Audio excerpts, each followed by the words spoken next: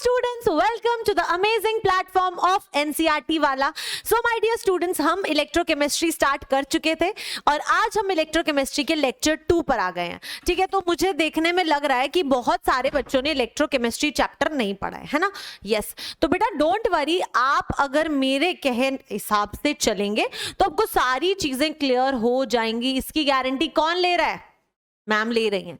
ठीक है बेटा, बहुत इंटरेस्टिंग चैप्टर है और बहुत ही कंसेप्चुअल चैप्टर है. एक बार चीज समझ आई उसके बाद में कोई डाउट नहीं आएगा. ठीक है, तो यार थोड़ा सा टाइम दो, थोड़ा सा विश्वास करो और चलते जाओ, है ना. जैसे जैसे मैं बोल रही हूँ बस वैसे वैसे कर लो, आपको पूरा चैप्टर क्रिस्टल क्लियर हो गया.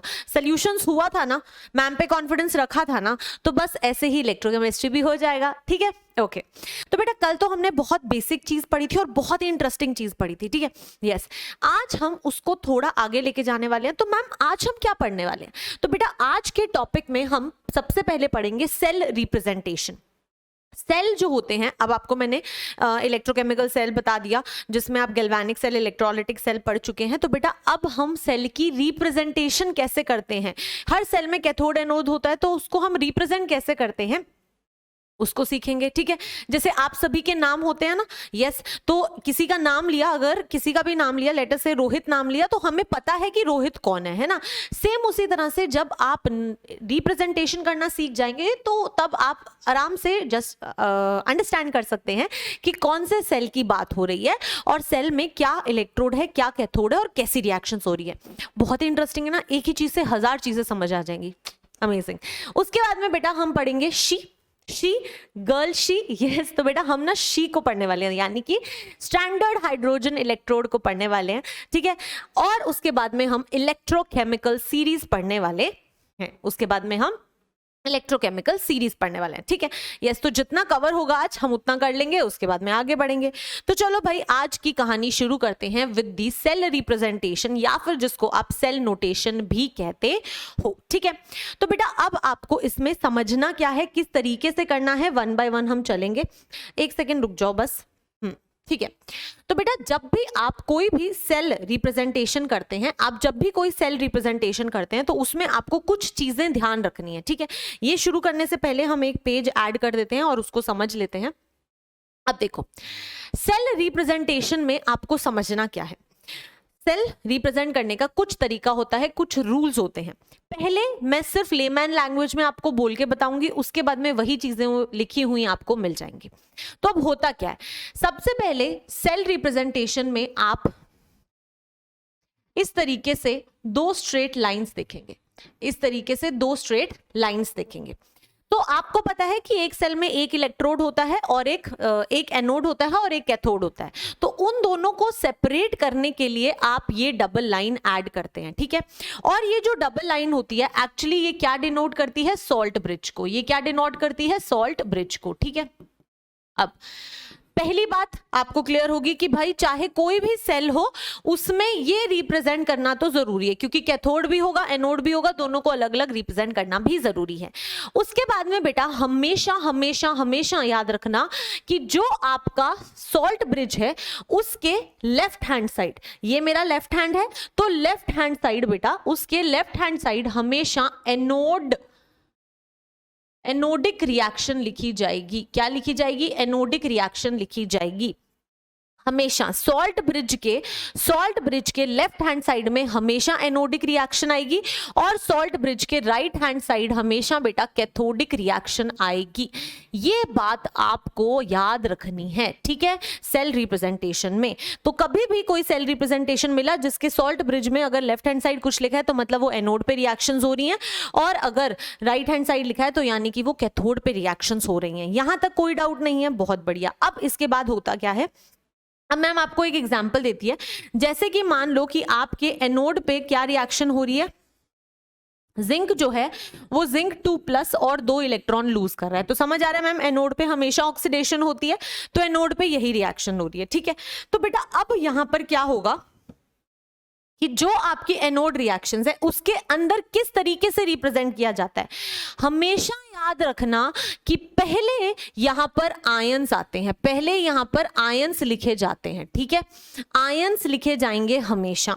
आयंस बहुत डरपोक होते हैं तो वो बाहर की साइड नहीं रह सकते। जब मम्मी और बेटा चलते हैं तो ऐसा होता है ना कि हमेशा जब रोड पे आप चल रहे होते हो तो मम्मी अपने बच्चे को दूसरी साइड रखती हैं और जिस साइड व्हीकल्स आ रहे होते हैं उस साइड मम्मी या पापा चलते हैं, है ना। क्यों? क्योंकि उन्हें पता है कि हम सेफ हैं, हम ध्यान रख सकते हैं अपना, लेकिन ये छोटा बच्चा है, ये डरता है, ये ध्यान नहीं रख सकता। तो सेम उसी तरह से आयंस जो होते हैं वो छोटे बच्चे होते हैं। तो आयंस हमेशा अंदर की साइड होंगे और आपके सॉलिड और गैसियस स्टेट जो है वो बाहर की साइड होंगे। आयंस के बाद में बेटा आप यहां पर गैसेस लिखते हो, यहां पर फिर आपकी गैसेस आती हैं। अब एक इंपॉर्टेंट चीज जो मैं आपको यहां पे बताना चाहती हूं, आयंस के बाद में मैंने एक लाइन लगाई, इस लाइन को मैं दूसरे कलर से लगाती हूं, ग्रीन से लगाती हूं, ठीक है, ये मैंने लगाई और फिर मैंने लिखा कि यहां पर गैसेस आती हैं, ठीक है। और बेटा जब गैसेस सारी खत्म हो जाती हैं तो लास्ट में जो सबसे बड़ा होता है फैमिली का, दैट इज सॉलिड, लास्ट में आती है आपकी सॉलिड स्टेट। लास्ट में क्या आती है? आपकी सॉलिड स्टेट। अब आप इस चीज को समझोगे तो आपको सारी चीजें क्लियर हो जाएंगी। ये जो डबल लाइंस है ये डिनोट करती हैं सॉल्ट ब्रिज को, और ये जो सिंगल लाइंस है ये क्या करती हैं बेटा? फेज जब चेंज हो रहा होता है ना, जैसे आयंस है, एक्वस सोल्यूशन है, एक्वस सोल्यूशन के बाद में गैसेस, और फिर गैसेस से जब आप सॉलिड के बीच में जाओगे तो आप एक लाइन लगाओगे, वो आपको फेज चेंज के बारे में बताती है, ठीक है। अगर एनोड में ऐसा हो रहा है तो सेम ऐसा ही कैथोड में भी होता है। कैथोड में क्या होगा? कैथोड में भी मैम पहले इधर आयंस लिखेंगे अंदर की साइड, क्योंकि आयंस डरते हैं, उसके बाद में मैम गैस आती है और लास्ट में आपका सॉलिड आता है, ठीक है। तो इस तरीके से आप रिप्रेजेंटेशन करते हैं और इनको अलग करने के लिए हम क्या करते हैं? सिंगल सिंगल लाइन बनाते हैं। तो हम यहां पर मैम सिंगल सिंगल लाइन बना देते हैं।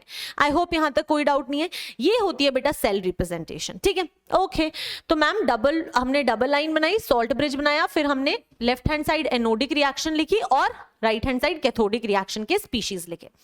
अब आपको मैंने इतना तो समझा दिया, ठीक है। लेट अस से यहां पर बेटा आपके कैथोड पे जो रिएक्शन हो रही है वो है कॉपर 2+, 2 इलेक्ट्रॉन्स गेन करके कॉपर बना रहा है सॉलिड, ठीक है।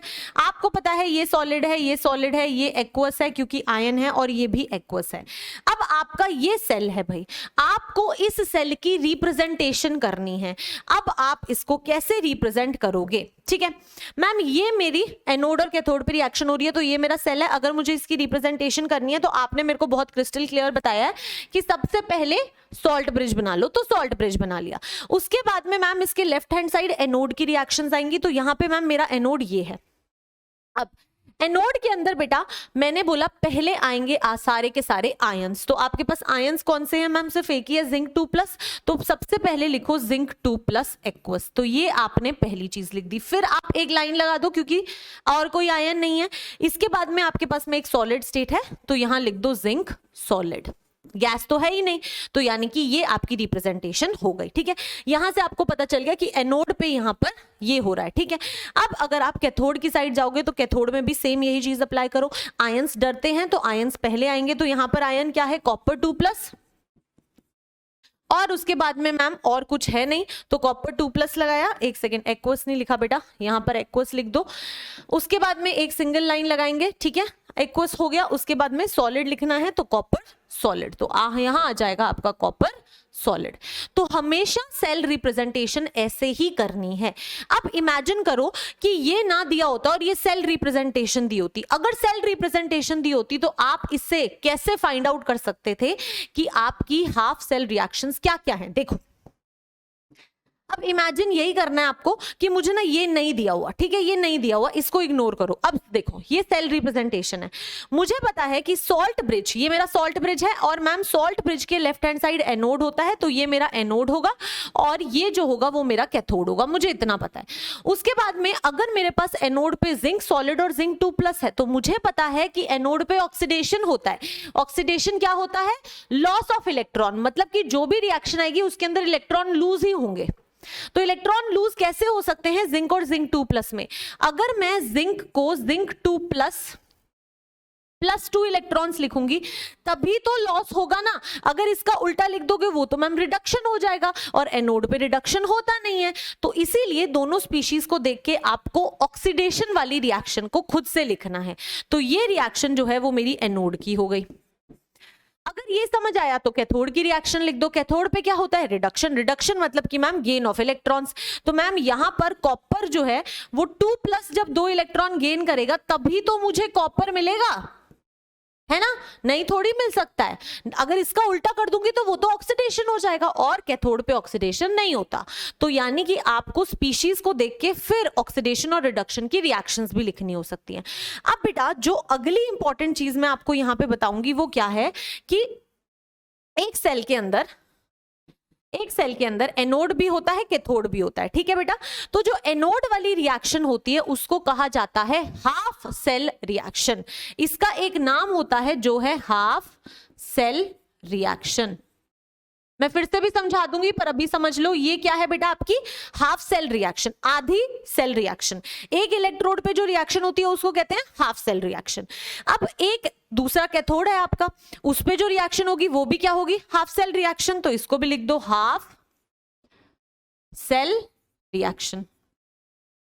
ठीक है बेटा? दो हाफ सेल रिएक्शंस कैथोड और एनोड की जब आप एक साथ ज्वाइन करते हो, अब इन दोनों को अगर मैं ऐड करूंगी तो क्या करूंगी बेटा? ध्यान से देखो, 2 इलेक्ट्रॉन इस साइड है, 2 इलेक्ट्रॉन इस साइड है, कैंसिल हो जाएंगे, और जो आपको इनको ऐड करके मिलेगा वो क्या मिलेगा? Zinc plus copper 2+ will give you copper plus Cu, zinc 2+, zinc 2+, है ना? तो बेटा अगर आप यहां पर ध्यान से देखो तो दो हाफ सेल रिएक्शंस एनोड और कैथोड की मिलाकर हमें क्या मिल रही है? एक कंप्लीट सेल रिएक्शन मिल रही है, और इसको कहते हैं नेट सेल रिएक्शन। और जो आपकी नेट सेल रिएक्शन होती है, हमेशा याद रखना कि नेट सेल रिएक्शन में एक भी इलेक्ट्रॉन नहीं दिखता, सारे इलेक्ट्रॉन्स कैंसिल होने के बाद ही आपको नेट सेल रिएक्शन मिलती है। हाफ सेल रिएक्शंस में इलेक्ट्रॉन दिखते हैं, यहां पे भी इलेक्ट्रॉन है, यहां पे भी इलेक्ट्रॉन है, लेकिन जब भी आप दोनों को जोड़ोगे तो नेट सेल रिएक्शन में आपको इलेक्ट्रॉन्स नहीं मिलेंगे। ठीक है? ये कुछ चीजें हैं, जब आगे आएंगी तो मैं फिर से डिस्कस करवा दूंगी, अभी मैंने आपको रिवाइज करा दिया। अभी आपको क्या ध्यान रखना है? डबल लाइंस यानी कि सॉल्ट ब्रिज के left hand side anodic reactions, right hand side cathodic reactions. हमेशा आयंस डरपोक होते हैं, तो आयंस अंदर की साइड रहेंगे, उससे थोड़े करेजियस गैस वाले होते हैं तो वो गैस रहेगा, और फिर गैस के आगे वाला आपका सॉलिड रहेगा। ठीक है? सेम इसी तरह से कैथोड पे होगा। तो जब सेल रिप्रेजेंटेशन दी हो तो उसको ध्यान में रख के आपको रिएक्शन लिखनी आनी चाहिए। प्रैक्टिस करेंगे बहुत सारे क्वेश्चंस, डोंट वरी। ठीक है? अब मैं बहुत सारे स्टूडेंट्स के कमेंट्स देखती हूँ। मैंने देखा एक स्टूडेंट ने कमेंट किया हुआ था, मैम थोड़ा धीरे बोला करो, समझ नहीं आता। बेटा मैं हर चीज को ना 2 बार रिपीट करती हूँ। मैं आपको फिर से बोल रही हूँ कि इस स्पीड से स्लो स्पीड नहीं हो सकती है, तो आपको अपनी ग्रास्पिंग थोड़ी सी इंक्रीज करनी पड़ेगी, थोड़ा सा अटेंशन इंक्रीज करना पड़ेगा। मैं इससे कम अगर धीरे धीरे कराने लगी ना तो सिलेबस कभी नहीं हो पाएगा। आपको भी पता है, मुझे भी पता है, तो bear with it. Okay? Yes, चलो बहुत बढ़िया, आगे बढ़ते हैं। यहां तक आपको अगर क्लियर है तो अब हम सेल नोटेशन लिखते हैं।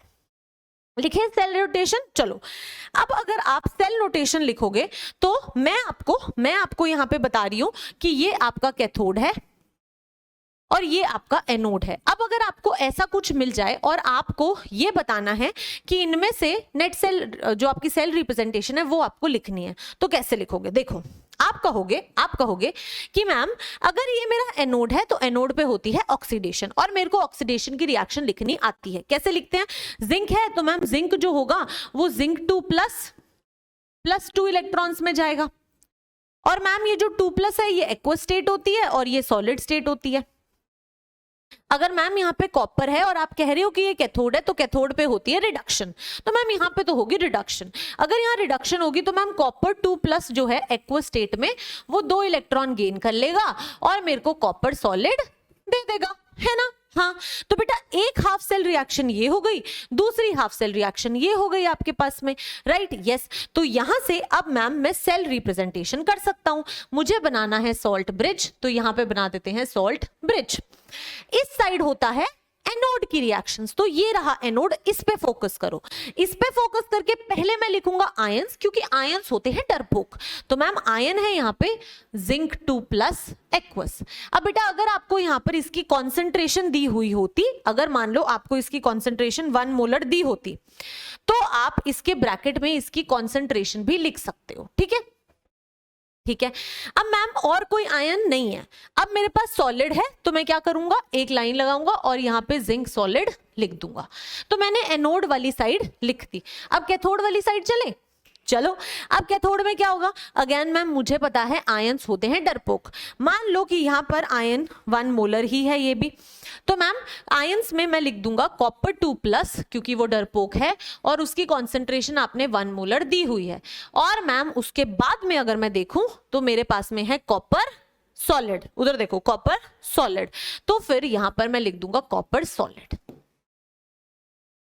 डन है ना, यस। तो मैम मैंने सेल रिप्रेजेंटेशन कर दी, ऐसे सेल रिप्रेजेंटेशन करनी है आपको, ठीक है, ओके, बहुत बढ़िया। अगर ये क्लियर हुआ तो अब कुछ कुछ चीजें जो मैम ने अभी तक आपको बताई हैं वो यहाँ पे आपको लिखी हुई मिल गई, क्योंकि बहुत सारे बच्चों को लिखे हुए नोट्स चाहिए होते हैं। तो अब सुनो, पढ़ो। पहली लाइन कहती है that the electrodes are to be placed at the extreme corners. अब बेटा जो इलेक्ट्रोड्स होते हैं ना वो हमेशा सॉलिड होते हैं, कोई भी इलेक्ट्रोड होगा वो आपका सॉलिड होगा, तो जो सॉलिड होता है वो हमेशा लास्ट में लिखा जाता है, ये आपको बात बोली गई है, क्लियर है, कोई इशू नहीं है। अगला, द LHS रिप्रेजेंट्स एनोड, जो आपकी लेफ्ट हैंड साइड है वो आपको रिप्रेजेंट करती है एनोड। अरे वाह, ये तो हमें पता था, वेयर ऑक्सीडेशन टेक्स प्लेस, और हमें ये भी पता है कि एनोड पे ऑक्सीडेशन होती है ना। द RHS रिप्रेजेंट कैथोड, जहां पर क्या होता है, रिडक्शन। तो बेटा बार बार ना आपको रिवाइज करा रहे हैं, अब तक याद हो जाना चाहिए, है ना। आगे देखो, the 2 half cells are usually separated by a salt bridge. ये जो रिप्रेजेंट हुआ था ना डबल लाइन, वो होता है आपका सॉल्ट ब्रिज, तो वो सेपरेटेड होते हैं बाय द सॉल्ट ब्रिज। यहां तक कोई डाउट नहीं है किसी को, क्रिस्टल क्लियर मैम, है ना। चलो बहुत बढ़िया, आगे बढ़ो। चलो अब अगर हम देखें तो हमारे पास आ गया है metal metal ion half cell. तो यार अब मैंने आपको ये समझा दिया कि अलग अलग इलेक्ट्रोड्स होते हैं जिनकी आप रिप्रेजेंटेशन कर सकते हो। अब आपको बस ये देखने को मिलेगा कि अलग अलग तरह के सेल्स हैं, जैसे कि आपके पास में एक मेटल होगा कैथोड पे या फिर एनोड पे, इलेक्ट्रोड पे, और उसी का सोल्यूशन होगा, ठीक है। उसके आगे और अलग अलग तरह के इलेक्ट्रोड्स हम पढ़ने वाले हैं, ठीक है। तो अब अगर हम यहाँ पर इसकी बात करें कि मेटल आयन हाफ सेल है, तो अब आपको बेटा मैं यहाँ पर क्या समझाना चाहती हूँ, इमेजिन करो कि यहाँ पर आपके पास है जिंक सॉलिड, ठीक है। तो आपका जो इलेक्ट्रोड है वो क्या है, जिंक सॉलिड का है, ठीक है। और इसका सोल्यूशन जो होगा वो बेटा इसी का सोल्यूशन होगा, यानी कि जिंक 2+ एक्वस आपके सोल्यूशन में प्रेजेंट होगा। ध्यान से सुनो, मेटल आयन हाफ सेल का मतलब होता है कि जो आपका मेटालिक इलेक्ट्रोड है, यानी कि जो इलेक्ट्रोड है वो जिस मेटल का है उसी का सोल्यूशन आपको मिले, ठीक है। और मोस्टली हमेशा इलेक्ट्रोड में ऐसा ही होता है। अब ये हो गया, लेकिन आपको ये नहीं पता कि ये एनोड है या कैथोड है, तो हमें ये देखना है कि ये एनोड है या कैथोड है, ठीक है। चलो अब इमेजिन करो, मैं आपको खुद से बता रही हूं, मैं आपको एक पॉसिबिलिटी बता रही हूं, यहां पर मैं केस 1 लिख देती हूं। मान लो आपके केस 1 में मैम बता रही है कि ये क्या है, एक एनोड है। अब बेटा अगर ये एक एनोड है तो आपको बहुत अच्छे से पता है कि मैम एनोड पे होती है ऑक्सीडेशन, तो आप लिखोगे केस 1 में आप लिखोगे एनोड पे होती है मैम ऑक्सीडेशन, तो यहां पर होगी ऑक्सीडेशन। ऑक्सीडेशन का मतलब होता है कि मैम लॉस ऑफ इलेक्ट्रॉन का लॉस होगा। आपके पास में 2 स्पीशीज है, एक जिंक सॉलिड है, एक जिंक 2+ है। तो इससे आप ऑक्सीडेशन की रिएक्शन कैसे बना सकते हो, मैम ऑक्सीडेशन की रिएक्शन बनाने के लिए मुझे पता है दैट जो जिंक सॉलिड है वो आपको दे देगा जिंक 2+ एक्वस +2 इलेक्ट्रॉन्स, है ना। तो मैम ये जो है ये क्या हो गया मेरा, ये हो गया मेरा ऑक्सीडेशन, और ये मैंने एनोड की रिएक्शन लिख दी। अगर आपको सिर्फ और सिर्फ एनोड हाफ सेल की सेल रिप्रेजेंटेशन करनी है तो आप कैसे करोगे, आप कहोगे कि मैम सॉल्ट ब्रिज आएगा पहले, और सॉल्ट ब्रिज के लेफ्ट हैंड साइड जो होगा, सॉल्ट ब्रिज के लेफ्ट हैंड साइड एनोड आएगा, तो आपके सॉल्ट ब्रिज के लेफ्ट हैंड साइड एनोड होगा। और मैम इसमें जो आयन है वो डरपोक है, तो वो पहले लिख देंगे। तो आयन यहां पर आपके पास में होगा जिंक 2+ एक्वस। उसके बाद में मैम हमारे पास में सॉलिड है तो फिर हम लिख देंगे जिंक सॉलिड। तो बेटा ये आपने क्या किया, आपने एक हाफ सेल, सिर्फ एनोड की रिएक्शन लिख रहे हो तो आपने एक हाफ सेल की सेल रिप्रेजेंटेशन कर दी ऐसे, ठीक है। अब अगर दूसरा मैं आपको होमवर्क दे दूं तो क्या आप कर दोगे? दूसरा आपका बेटा ये होमवर्क होगा केस 2। अब मैंने केस 2 में क्या बोला कि ये है एक कैथोड। अगर बेटा यही आपका कैथोड हो जाता, होमवर्क फिर मैं आगे वाला दे दूंगी क्योंकि ये तो मुझे समझाने दो एक बार। अगर मैं केस 2 में आपको बोल दूं कि ये आपका कैथोड है, ठीक है, तो आप क्या कहोगे? Ma'am case 2 says that it is cathode and I know that cathode पे होता है रिडक्शन, और रिडक्शन क्या होता है? Gain of electron. तो अगर रिडक्शन गेन ऑफ इलेक्ट्रॉन होता है और मेरे पास यही दो स्पीशीज हैं तो इनमें मैं गेन करा देती हूं इलेक्ट्रॉन का, यानी कि जिंक 2+ जो है इस बार 2 इलेक्ट्रॉन्स गेन कर लेगा और मुझे मिल जाएगा क्या?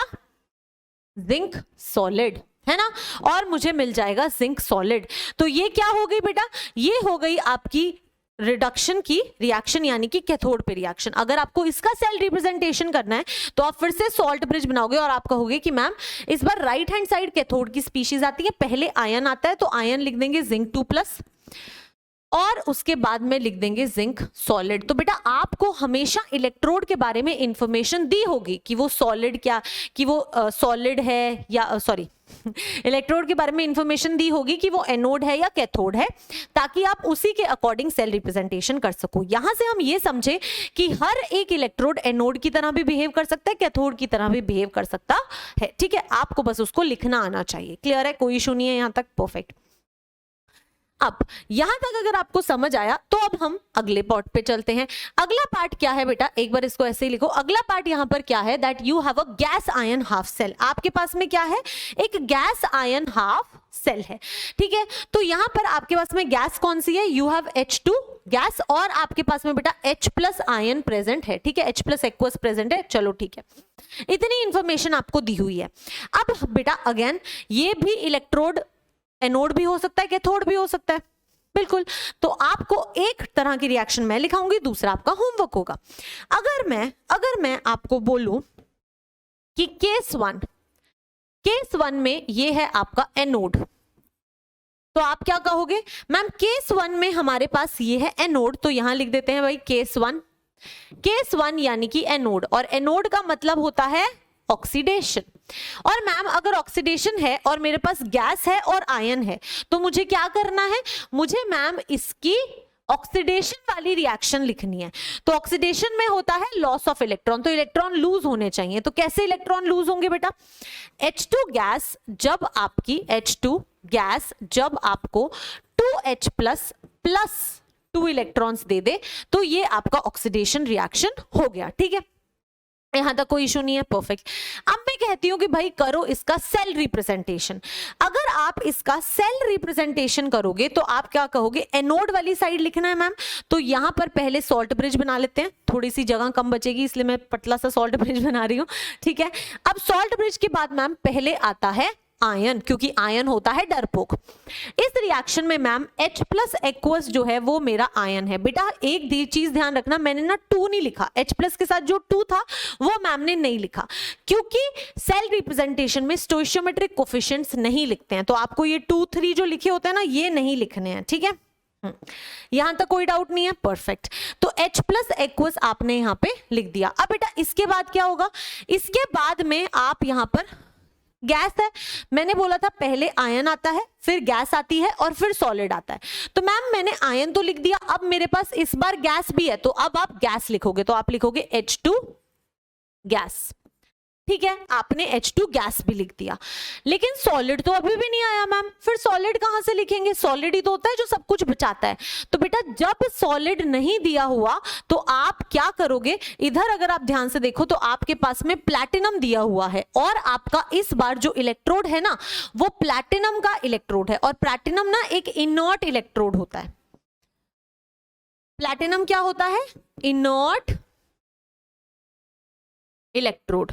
तो प्लैटिनम आपका एक इनर्ट इलेक्ट्रोड होता है, और आप इस केस में जब गैसेस के केस में आपको नहीं दिया हुआ तो आप देखेंगे कि इलेक्ट्रोड किसका बना हुआ है, वही आपका सॉलिड होगा। तो यानी कि प्लैटिनम सॉलिड जो है वो आपका लास्ट में लिख दिया जाएगा। ठीक है, तो ये आपको इलेक्ट्रोड की इंफॉर्मेशन दे रहा है। ठीक है, तो इस तरीके से गैस आयन हाफ सेल होता है कि आपके पास में ये गैस थी और ये इसका आयन था, तो गैस आयन हाफ सेल आप इसे बोल देते हैं। ठीक है, केस 1 अगर समझ आ गया तो केस 2 आपका होमवर्क है। केस 2, अगर ये कैथोड होता, ठीक है, अगर ये कैथोड होता तो क्या होगा, ये है आपका होमवर्क। तो आपको इसका जवाब मैम को देना है। ठीक है बेटा, यस। तो आई होप आप लोग कर लोगे, कोई दिक्कत नहीं होगी। कैथोड है तो रिडक्शन की रिएक्शन लिखनी है, उसके हिसाब से सेल रिप्रेजेंटेशन करना है, कर दोगे, बहुत बढ़िया, अमेजिंग। चलो आगे बढ़े, आगे बढ़े। ओके चलो आगे बढ़ते हैं। Next is your again gas ion half cell. ठीक है बेटा, क्या मैं ये होमवर्क दे दूं आपको? केस 1 और केस 2 खुद ट्राई करोगे। अब आपके पास में यहाँ पे Cl2 गैस है, आपके पास में प्लैटिनम इलेक्ट्रोड है, और आपके पास में Cl माइनस जो है उसका क्या है बेटा, सोल्यूशन प्रेजेंट है। तो आपको क्या करना है, यहाँ पे आपको कैथोड की रिएक्शन लिखनी है। अगर ये कैथोड होता तो केस 1, और अगर ये केस 2 में एनोड होता तो आप इसकी रिएक्शन कैसे लिखते और सेल रिप्रेजेंटेशन कैसे करते। तो ये दोनों चीजें अगेन आपकी होमवर्क होंगी। ठीक है, मैं आपको बहुत अच्छे से सेल रिप्रेजेंटेशन करना सिखा चुकी हूं, तो अब मैं नहीं चाहती कि बच्चा पार्टी कोई गलती करे। ठीक है, तो 3 सेल रिप्रेजेंटेशंस अब आपके होमवर्क हैं, खुद से ट्राई करना। चलो आगे बढ़ते हैं, आगे बढ़ते हैं बेटा। नेक्स्ट अगर हम देखें तो हमारे पास में एक gas ion half cell complete आ गया। ठीक है, तो वो पीछे वाले आपके होमवर्क थे, ये मैं करा देती हूँ। वो पीछे वाले आपके होमवर्क थे, ये मैं करा देती हूँ। ठीक है, अब देखो, अगर हम यहाँ पर ये बोल दें कि ये हमारा एनोड है, ये वाली साइड हमारी एनोड है और ये वाली साइड हमारी कैथोड है। ठीक है, तो अब हम क्या करेंगे, अब हम सेल रिप्रेजेंटेशन करना शुरू करेंगे।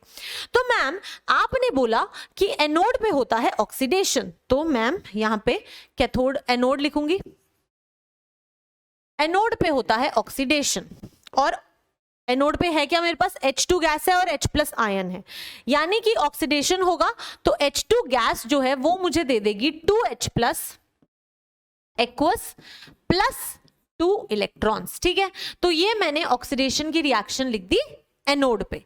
सिमिलरली बेटा अब आप क्या कर सकते हो, कैथोड की रिएक्शन लिख सकते हो। कैथोड पे होता है रिडक्शन, और रिडक्शन क्या होता है, गेन ऑफ इलेक्ट्रॉन। तो ये रहा आपका कैथोड, कैथोड पे इलेक्ट्रॉन को गेन करवा दो। आपके पास में Cl2 है और Cl माइनस है, तो अगर आपको इलेक्ट्रॉन को गेन करवाना है तो कैसे गेन करवाओगे, मैम मेरे पास Cl2 है और मुझे इलेक्ट्रॉन को गेन कराना है, तो मैं 2 इलेक्ट्रॉन गेन करा दूंगी तो मुझे 2Cl माइनस मिल जाएगा। तो ये मैंने रिडक्शन रिएक्शन लिख दी कैथोड पे। ठीक है, कोई दिक्कत नहीं है, एनोड और कैथोड लिख दिए। ओके, अब बेटा आप इसकी सेल रिप्रेजेंटेशन कर सकते हो। ठीक है, तो मैम इसकी सेल रिप्रेजेंटेशन कैसे हो जाएगी, सेल रिप्रेजेंटेशन करने के लिए मैं पहले सॉल्ट ब्रिज बनाऊंगी।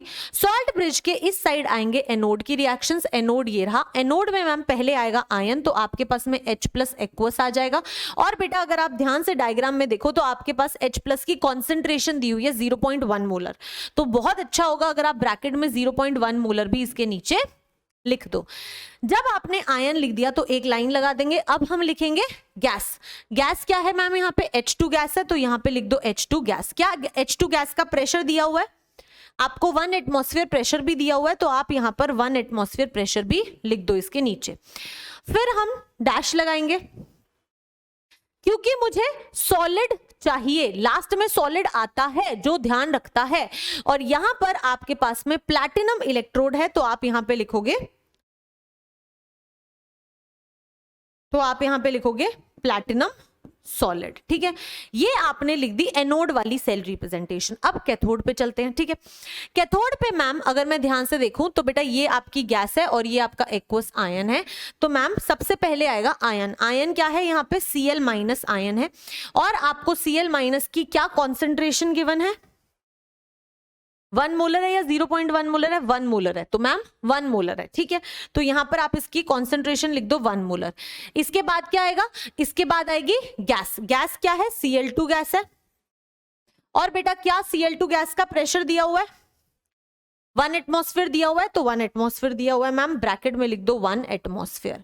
और लास्ट में सॉलिड तो आएगा ही आएगा। अब देखो कौन सा इलेक्ट्रोड है वहां पे? प्लैटिनम है, तो मैम प्लैटिनम, तो यहां पे आ जाएगा प्लैटिनम सॉलिड। तो इस तरीके से आपको सेल की रिप्रेजेंटेशन करनी होती है। कर लेंगे, कोई इशू नहीं है, बहुत बढ़िया, ठीक है। अब बेटा यहां पर मैं आपको एक जो इंपॉर्टेंट इंफॉर्मेशन देना चाहती हूं वो क्या है? ये आपकी हाफ सेल रिएक्शन है, ये आपकी हाफ सेल रिएक्शन है, ये आपका ऑक्सीडेशन है और ये आपका रिडक्शन है, ठीक है। तो ऑक्सीडेशन हाफ सेल लिख लूं इसको, और इसको मैम आप रिडक्शन हाफ सेल लिख सकते हो।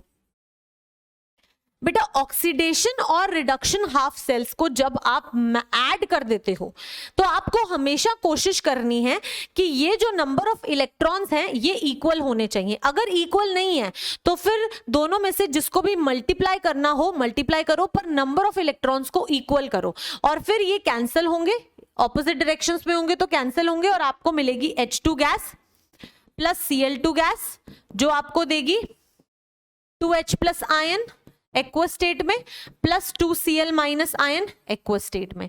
तो बेटा ये जो आपको मिली ये होगी आपकी नेट सेल रिएक्शन। और नेट सेल रिएक्शन में इलेक्ट्रॉन्स प्रेजेंट नहीं होते हैं। आप यहां पे लिखना चाहते हो तो लिख लो, in net cell reaction no electrons are present. Net cell reaction में इलेक्ट्रॉन्स नहीं होते, हाफ सेल रिएक्शंस में इलेक्ट्रॉन्स प्रेजेंट होते हैं। अगर आप इस नेट सेल रिएक्शन को देखोगे तो आप ये भी बोल सकते हो कि H2 जो है वो H++ इलेक्ट्रॉन में जा रहा है, तो ये मेरी ऑक्सीडेशन रिएक्शन है। Cl2 2 इलेक्ट्रॉन गेन करके Cl में माइनस में जा रहा है, तो ये मेरी रिडक्शन रिएक्शन है, ठीक है। तो इस तरीके से आपको फाइंड आउट करना आना चाहिए कि एनोड क्या है, कैथोड क्या है, सेल रिप्रेजेंटेशन। अगर नेट सेल रिएक्शन दे दे तो भी आपको सेल रिएक्शन रिप्रेजेंटेशन करना आना चाहिए। करेंगे क्वेश्चंस, धीरे धीरे सारी चीजें क्लियर होंगी। ओके, बहुत बढ़िया। आई होप यहां तक किसी को कोई डाउट नहीं है। वीडियो को पॉज कर लो, लिख लो, फिर आगे बढ़ते हैं, ठीक है। चलो अब आगे बढ़ते हैं भाई।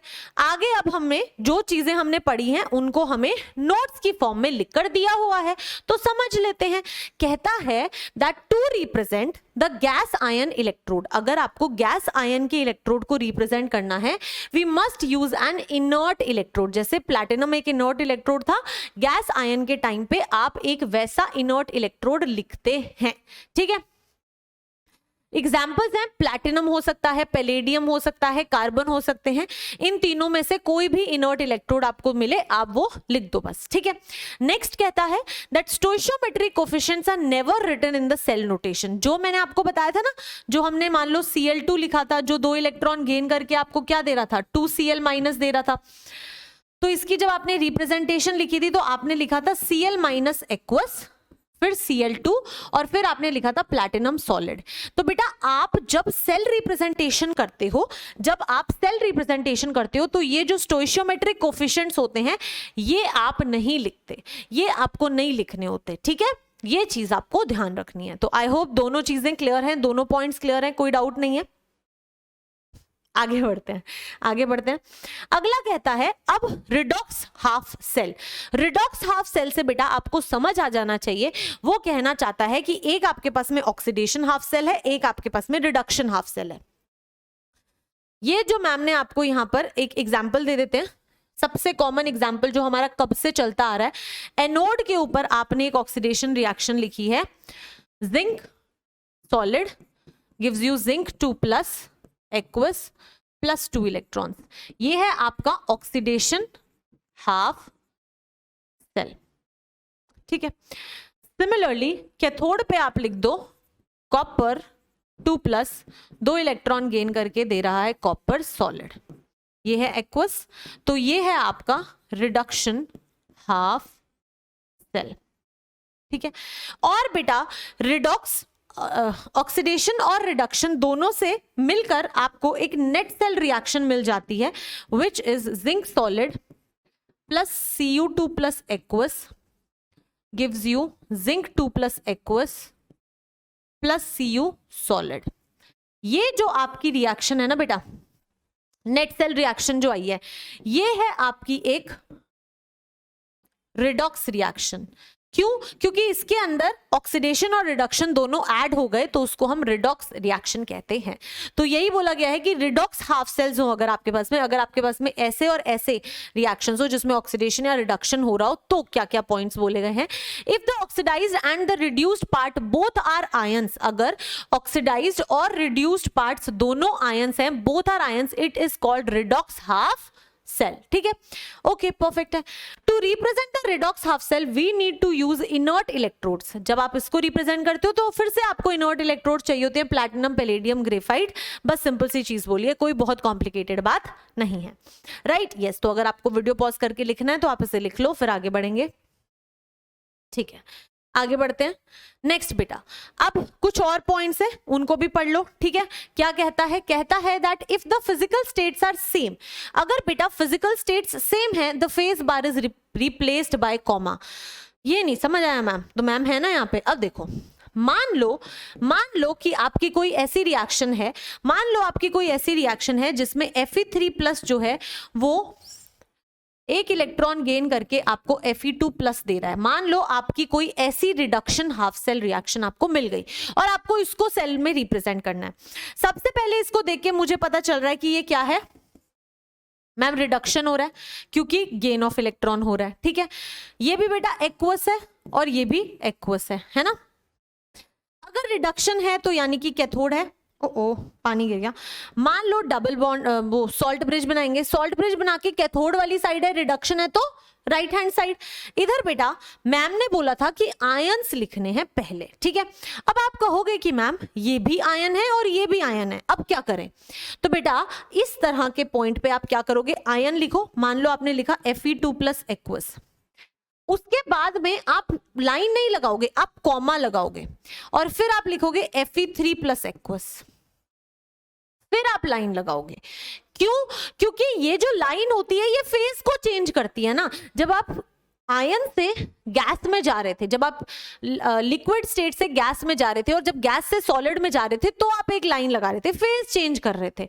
लेकिन यहाँ पे तो फेज चेंज हुआ ही नहीं, ये भी आयन है, ये भी आयन है, तो जो सेम फेज वाले होते हैं उनके बीच में कॉमा लगाना पड़ता है। ठीक है, तो यहाँ पे कॉमा लगेगा और लास्ट में आप इलेक्ट्रोड लिख दो प्लैटिनम सॉलिड, बस। ठीक है, तो ये चीज आपको ध्यान रखनी है।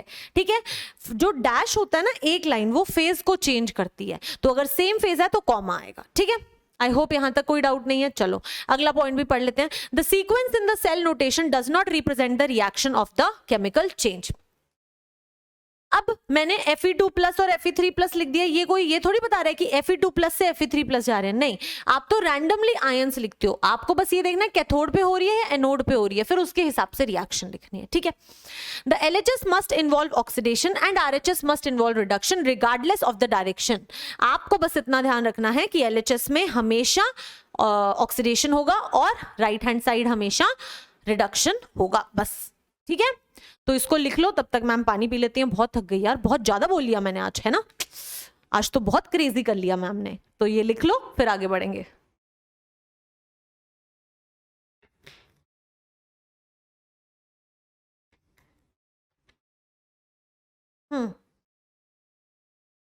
ठीक है, लिख लिया होगा अब तक। चलो आगे बढ़े।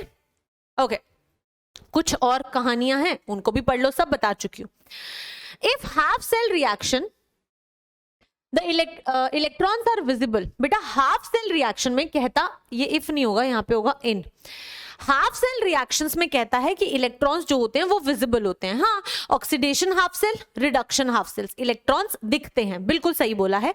इन reaction the free electrons must not be visible in net cell reaction. लेकिन बेटा नेट सेल रिएक्शन के अंदर इलेक्ट्रॉन्स कभी भी विजिबल नहीं होते हैं। ठीक है, आई होप ये वाली लाइन आपको क्लियर है। चलो अगली, to get the overall cell reaction the number of electrons involve in the half cell reactions must be same.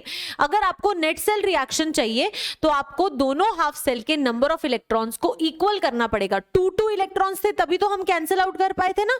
हाँ, तो आपको टोटल इलेक्ट्रॉन्स इक्वल करने हैं, तभी आप क्या कर सकते हो बेटा, तभी आप उसको नेट सेल रिएक्शन में कन्वर्ट कर सकते हो। जब तक सारे इलेक्ट्रॉन्स कैंसिल नहीं होंगे आपको नेट सेल रिएक्शन नहीं मिल सकती है। ठीक है, आई होप यहां तक क्लियर है। एग्जाम्पल देती हूँ, एक एग्जाम्पल देती हूँ। मान लो आपके पास में एक है SN4 प्लस, ठीक है, नहीं ऐसे लिखो, zinc solid, zinc 2 plus aqueous, then you have salt bridge, then you have SN4 plus aqueous and then you have SN solid। अगर आपको ये नेट सेल, अगर मैं आपको बोलूं कि ये सेल रिप्रेजेंटेशन है और इसकी नेट सेल रिएक्शन बताओ तो कैसे करोगे? देखो मुझे पता है ये सॉल्ट ब्रिज है, इधर एनोड है और इधर कैथोड है। आई नो दैट एनोड पे होता है, एनोड पे होता है क्या? ऑक्सीडेशन। तो पहले मैं एनोड पे ऑक्सीडेशन करा देती हूं। मैम जिंक सॉलिड से चले जाएंगे हम जिंक 2 प्लस एक्वस में, +2 इलेक्ट्रॉन्स, कोई दिक्कत नहीं है यहां तक। अगर आप कैथोड की बात करोगे बेटा तो कैथोड पे होता है रिडक्शन। तो रिडक्शन यानी कि गेन ऑफ इलेक्ट्रॉन। तो मैम यहां पे मेरे पास SN4 प्लस है जो 4 इलेक्ट्रॉन गेन करेगा और SN सॉलिड बनाएगा। अब अगर मुझे नेट सेल रिएक्शन चाहिए तो मुझे इन दोनों को ऐड करना है। तो अगर आपको इन दोनों को ऐड करना है तो आप क्या करो, यहां पे लिख दो ये वाली कैथोड वाली reaction, SN4 plus +4 electron gives you SN solid. अगर मैं नेट सेल रिएक्शन निकालने बैठूं तो मैं देखूंगी कि यहाँ पे 4 इलेक्ट्रॉन्स है और यहाँ पे 2 ही इलेक्ट्रॉन्स है। अभी तक इनके नंबर ऑफ इलेक्ट्रॉन्स इक्वल नहीं हुए, तो मुझे क्या करना पड़ेगा? इस पूरी रिएक्शन को 2 से मल्टीप्लाई करना पड़ेगा। जब मैं इस पूरी रिएक्शन को 2 से मल्टीप्लाई कर दूंगी तो मुझे क्या मिलेगा? देखो इसको 2 से मल्टीप्लाई करके आपको मिलेगा 2 zinc solid will give you zinc 2 + 2 +4 electrons. और मैं यहां से इस 4 इलेक्ट्रॉन से 4 इलेक्ट्रॉन कैंसिल कर सकती हूं and I will get zinc 4 plus +2 Zn solid will give me 2 Zn2 plus SN solid. और बेटा ये मेरी नेट सेल रिएक्शन होगी। तो आपको net cell reaction find out करने के लिए जो भी 2 या 3 जिससे भी मल्टीप्लाई करके नंबर ऑफ इलेक्ट्रॉन्स इक्वल आते हैं वैसे करने जरूरी हैं, तभी आप नेट सेल रिएक्शन लिख सकते हैं। ठीक है, आई होप आपको यहां तक क्लियर हुआ है। तो वीडियो को पॉज कर लो और इसको लिख लो, फिर आगे बढ़ेंगे। आई होप लिख लिया होगा, आगे बढ़ते हैं। ठीक है, तो अब आपके सामने एक क्वेश्चन आ गया है बेटा। तो क्वेश्चन को पढ़ो, वीडियो को पॉज करो, खुद ट्राई करो पहले, ठीक है, फिर मैम का अप्रोच देखना। ओके चलो अब हम क्वेश्चन देखते हैं। क्वेश्चन कहता है represent the cell from the following cell reaction. आपको इस सेल रिएक्शन से रिप्रेजेंट करना है, क्या कहना है? Represent the cell. आपको सेल रिप्रेजेंट करना है, बेसिकली सेल रिप्रेजेंटेशन लिखनी है। ठीक है, नेट सेल रिएक्शन मुझे दी हुई है, यानी कि हमें पहले ये फाइंड आउट करना पड़ेगा कि हमारा एनोड कौन सा है और हमारा कैथोड कौन सा है। एनोड पे क्या रिएक्शन हो रही है, कैथोड पे क्या रिएक्शन हो रही है, फिर इस सवाल को कर सकते हैं। तो चलिए करते हैं। अगर आप यहां पर ध्यान से देखो तो मैम H2 गैस जो है वो हमारी H+ में जा रही है ना, यानी कि बेटा H2 से 2H+ में जा रहे हैं। तो इसको अगर मैं बैलेंस करना चाहूं सारे इलेक्ट्रॉन्स को तो मैं क्या करूंगी? मैम आपको यहाँ पे 2 इलेक्ट्रॉन्स ऐड करने पड़ेंगे, है ना, तभी यहाँ पे नेट चार्ज 0 और यहाँ पे नेट चार्ज 0 होगा। और अगर मैं इस चीज को देखूं तो मैं कह सकती हूं कि मैम यहाँ पे क्या हो रहा है? लॉस ऑफ इलेक्ट्रॉन हो रहा है। और अगर लॉस ऑफ इलेक्ट्रॉन हो रहा है तो ये यहाँ पे क्या हो रहा होगा? ऑक्सीडेशन हो रहा होगा। और अगर यहाँ पे ऑक्सीडेशन हो रहा है तो मैम ये पक्का होगा हमारा एनोड। तो यहां से आपने ये फाइंड आउट कर लिया कि ये है आपका ऑक्सीडेशन और ये है आपका एनोड। ठीक है, सिमिलरली अगला देख लो, इसको देख लेते हैं, है ना, इन्हीं दोनों को कंपेयर करेंगे। पहले लिख लो Cl2 और फिर Cl2 से मिल रहा है 2Cl-। अगर मुझे यहां पर चार्ज बैलेंस करना है तो मेरे को इलेक्ट्रॉन्स यहां पे ऐड करने पड़ेंगे, तभी यहां पर 2 नेगेटिव और यहां पर भी 2 नेगेटिव चार्ज हो पाएगा। यानी कि मैम यहां पर अगर मैं ध्यान से देखूं तो मैं क्या कह सकती हूं? गेन ऑफ इलेक्ट्रॉन हो रहा है। अगर गेन ऑफ इलेक्ट्रॉन हो रहा है तो मैम यहां पर क्या हो रहा है? रिडक्शन। और अगर रिडक्शन हो रहा है तो मतलब कि मैम ये क्या हो गया आपका? मैम ये हो गया हमारा कैथोड, ये हो गया आपका कैथोड।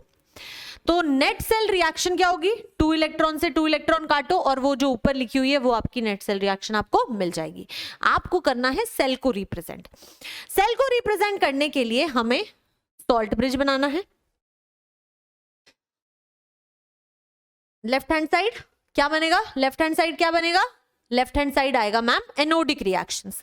एनोड ये रहा, पहले आएगा आयन तो H प्लस एक्वस, फिर आएगी मैम गैस तो H2 गैस। अब मैम आपने कोई इलेक्ट्रोड तो बताया नहीं है तो हम अपनी मर्जी से प्लैटिनम सॉलिड इलेक्ट्रोड लिख देते हैं। तो बेटा यहां पर आ जाएगा आपका प्लैटिनम सॉलिड इलेक्ट्रोड, ठीक है।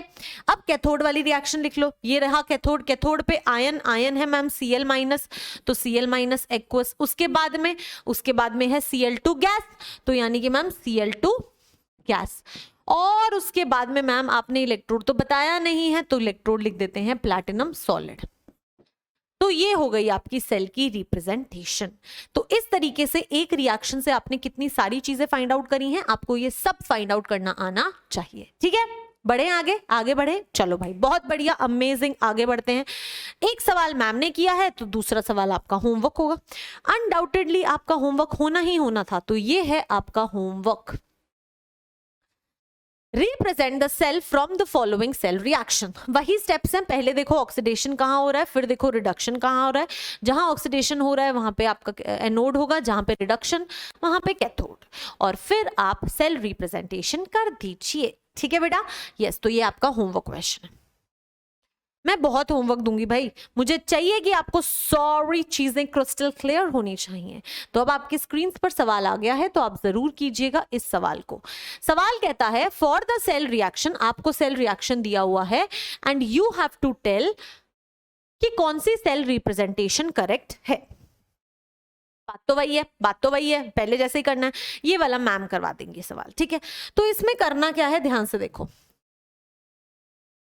पहले देखते हैं ऑक्सीडेशन कहाँ हो रहा है और रिडक्शन कहाँ हो रहा है, ठीक है मैम। कॉपर से कॉपर वाली साइड चलते हैं।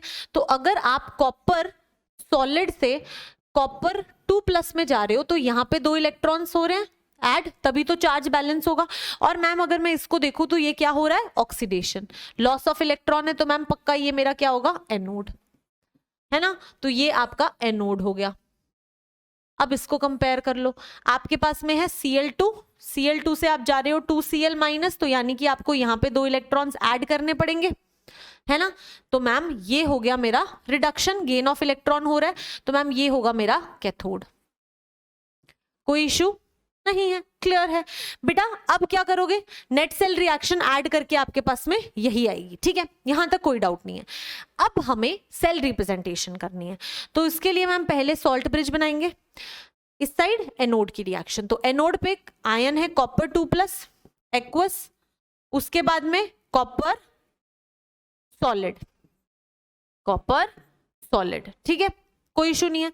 अब देखो कैथोड की साइड बेटा आयन है Cl माइनस एक्वस, फिर है मैम गैस क्या है, Cl2 गैस।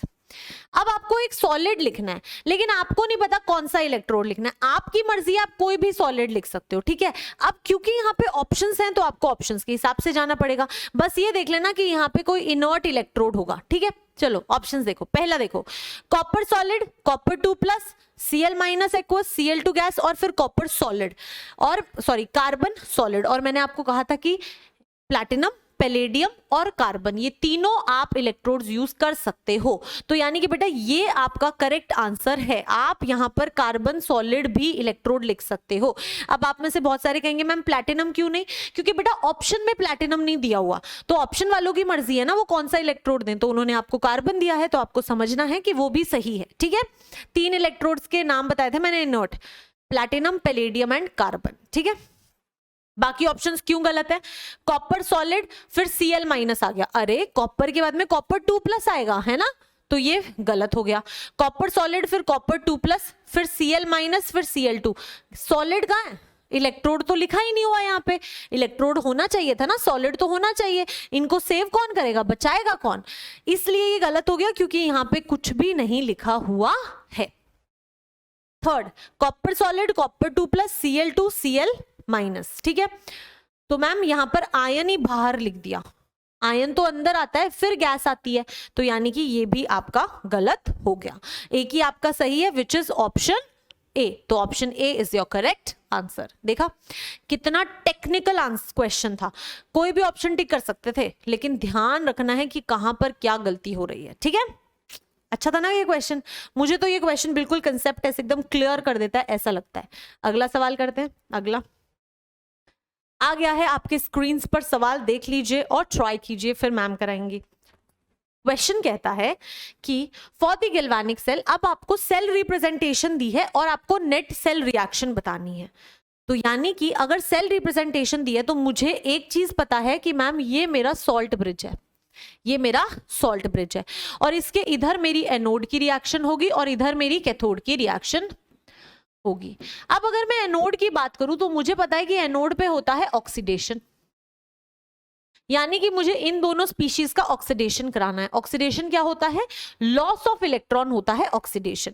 तो मैम Fe2+ जब Fe3+ में चला जाएगा और एक इलेक्ट्रॉन लूज कर देगा तो मैम चार्ज बैलेंस हो जाएगा, इधर भी 2+ चार्ज है, इधर भी 2+ चार्ज है ना? तो ये मेरा ऑक्सीडेशन रिएक्शन हो गया एनोड का। सिमिलरली कैथोड का लिख दो। कैथोड पे क्या होता है? रिडक्शन। अब मैम रिडक्शन में होता है गेन ऑफ इलेक्ट्रॉन, तो अब मुझे इलेक्ट्रॉन गेन कराना है। आपके पास में इधर क्या है?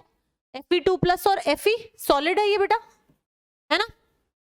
तो मैम Fe2+ ने 2 इलेक्ट्रॉन गेन कर लिए और मेरे को दे दिया Fe सॉलिड। ठीक है, कोई दिक्कत नहीं है यहां तक, परफेक्ट। अब देखो net cell reaction, net cell reaction लिखने के लिए, नेट सेल रिएक्शन लिखने के लिए आपको क्या करना होता है? यहां पे है बेटा 2 इलेक्ट्रॉन्स और यहां पे 1 इलेक्ट्रॉन, तो मतलब मैम ऊपर वाली रिएक्शन को 2 से मल्टीप्लाई कर दो, है ना? तो दोनों के 2-2 इलेक्ट्रॉन्स हो जाएंगे, तो 2 से मल्टीप्लाई कर दो पूरी रिएक्शन को, यहां पर भी 2 हो जाएगा, यहां पर भी 2 हो जाएगा और यहां पर भी 2 हो जाएगा।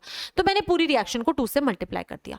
अब मैं क्या कर सकती हूँ? 2 इलेक्ट्रॉन से 2 इलेक्ट्रॉन कैंसिल कर सकती हूँ। क्या बन जाएगा? 2Fe2+ प्लस Fe2+ 3Fe2+, जो मुझे दे देगा 2Fe3+ प्लस Fe सॉलिड। तो ये आ गई आपकी नेट सेल रिएक्शन, और आपको फाइंड आउट करना था नेट सेल रिएक्शन। तो क्या है? 3Fe2+ gives you 2Fe3+ plus Fe। तो यानी कि ऑप्शन बी जो है वो आपका करेक्ट आंसर हो जाएगा। Option B will be your correct answer. देख रहे हो कितने इंटरेस्टिंग क्वेश्चंस आपसे पूछे जाते हैं। तो आपको इसी तरह से इस सवाल का जवाब देना था और ऐसे सवालों को इसी तरह से करना है बेटा। हर टाइप का ना लिमिटेड टाइप होने की वजह से मैम आपको एक क्वेश्चन कराएंगी, लेकिन आपको वैसे और बहुत सारे क्वेश्चंस प्रैक्टिस करने हैं अपनी एनसीईआरटी बुक से। आप अपने एग्जाम्पलर से क्वेश्चंस उसको सॉल्व कीजिए। जो कॉम्पिटिटिव बुक्स होती हैं आप वो भी ट्राई कीजिए। आई एम टेलिंग यू, आप वो भी कर सकते हैं। ठीक है, तो अपनी प्रैक्टिस को बढ़ाओ। ठीक है, बहुत बढ़िया, आगे बढ़ो। अब बेटा सेल रिप्रेजेंटेशन हमने पूरा समझ लिया। अब हम जो पढ़ने वाले हैं बहुत ही इंटरेस्टिंग सी चीज है। पहले तो ये तो आपको सिर्फ ऐसी सिंपल सी चीजें बताई हुई हैं कि इलेक्ट्रिसिटी जो है आप कितनी सारी जगह पे यूज करते हो, right from the time you wake up to the time you sleep. आप अलग अलग जगहों पे इलेक्ट्रिसिटी यूज करते हैं। बल्ब में यूज करते हो, आप लैपटॉप्स में यूज करते हो, गर्म पानी चाहिए होता है तो यूज करते हो, हीटर में यूज करते हो, राइट? तो अलग अलग जगहों पे आप इलेक्ट्रिसिटी यूज करते हैं। ठीक है, ये अलग अलग चीजें बताई हुई हैं just for your fun, don't worry. ठीक है, अलग अलग जगहों पे कहाँ कहाँ पे इलेक्ट्रिसिटी यूज करते हैं। ये मेरे को अच्छा सा सुंदर सा लग रहा था तो मैंने आपको ये दिखा दिया। ठीक है, यस, तो सुंदर है ना, कितनी प्यारी प्यारी ड्राइंग्स बनी हुई हैं। चलो बहुत बढ़िया। ठीक है, अब आगे बढ़ते हैं। अब जो हम नेक्स्ट टॉपिक पढ़ने वाले हैं वो टॉपिक क्या है? नेक्स्ट टॉपिक बेटा हम पढ़ने वाले हैं ईएमएफ। ईएमएफ क्या होता है बेटा? ईएमएफ जो होता है that stands for electromotive force. ठीक है, तो सबसे पहले इसकी डेफिनेशन लिख लेते हैं। Electromotive force. अब इलेक्ट्रोमोटिव फोर्स का मतलब क्या होता है? देखो, इलेक्ट्रोमोटिव फोर्स यानी कि हर एक इलेक्ट्रोड का एक ईएमएफ वैल्यू होता है। हर एक इलेक्ट्रोड का, चाहे वो कैथोड हो चाहे वो एनोड हो, हर इलेक्ट्रोड का अपना एक एक ईएमएफ होता है। वो ईएमएफ जो होता है बेटा, वो आपको ये बताता है कि उस इलेक्ट्रोड पे ऑक्सीडेशन या रिडक्शन जो भी होना है वो किस एक्सटेंट तक हो सकता है। ठीक है, अभी तक आपको फ्रेंच लग रही होगी, चीजें नहीं समझ आ रही होंगी, पर आप इतना समझ लो कि ईएमएफ वैल्यू हर एक सेल की होती है, हर एक सेल की अपनी एक ईएमएफ वैल्यू होती है, और वो ईएमएफ वैल्यू ये डिसाइड करती है कि एक सेल में रिडक्शन होगा या नहीं होगा, ऑक्सीडेशन होगा या नहीं होगा, वो स्पॉन्टेनियस रिएक्शन है या नॉन स्पॉन्टेनियस रिएक्शन। हमने एक पहला तरीका पढ़ा था जो हमने गिब्स एनर्जी वाला पढ़ा था, है ना, कि गिब्स एनर्जी अगर नेगेटिव होती है तो स्पॉन्टेनियस, पॉजिटिव होती है तो नॉन स्पॉन्टेनियस। सेम उसी तरह से सेल के जो ईएमएफ होते हैं वो भी बता सकते हैं कि रिएक्शन स्पॉन्टेनियस होगी या नॉन स्पॉन्टेनियस होगी। अभी के लिए आप ये समझ सकते हो कि हर एक सेल की अपनी एक ईएमएफ वैल्यू होती है। अब जो अगला क्वेश्चन आपको सीयूईटी के पॉइंट ऑफ व्यू से इंपॉर्टेंट है वो ये है कि जो आपका ईएमएफ होता है वो किस किस चीज पे डिपेंड करता है। वो मेजरली चार चीजों पे डिपेंड करता है। वो चार चीजें क्या है बेटा, वो डिपेंड करता है कि किस नेचर का केमिकल रिएक्शन हो रहा है। भैया जो रिएक्शन हो रही है वो अलग अलग एलिमेंट्स के बीच में हो रही होगी, तो वो रिएक्शन का नेचर क्या है, कैसे रिएक्शन है, उस पे डिपेंड करता है ईएमएफ वैल्यू, पहली चीज। दूसरा, आपके ने कॉन्सेंट्रेशंस क्या ली हैं अपने रिएक्टेंट्स की, जो रिएक्टेंट्स ने और प्रोडक्ट्स आप ले रहे हो उनकी कॉन्सेंट्रेशंस क्या हैं, उस पे भी ईएमएफ डिपेंड करता है। तीसरी जो इंपॉर्टेंट चीज है वो है आपका प्रेशर ऑफ गैस। अगर आपके रिएक्शन में गैसेस प्रेजेंट है तो उन गैसेस का प्रेशर कितना है उसके ऊपर भी ईएमएफ डिपेंड करता है। And last that is temperature पर भी डिपेंड करता है। तो ये क्वेश्चन सीयूईटी में बहुत ज्यादा मतलब प्रोबेबिलिटी है आने की कि आपको पूछ लेंगे कि कौन से ऑप्शन है या फिर which of the following does not on which of the following does the EMF not depend, भी ईएमएफ किस पे नहीं डिपेंड करता, और फिर कोई और ऑप्शन दे देंगे। तो बेसिकली आपको पता होना चाहिए कौन सी चार चीजों पे वो डिपेंड करता है। ठीक है, कर लोगे, इतना कर लोगे, ये चार चीजें मैं याद हो गई। नेचर पे डिपेंड करता है, रिएक्शन के रिएक्टेंट्स और प्रोडक्ट्स की कॉन्सेंट्रेशन पे डिपेंड करता है, अगर गैस है उसके अंदर तो उसके प्रेशर पे डिपेंड करता है, और टेम्परेचर पे डिपेंड करता है। ठीक है, हाँ।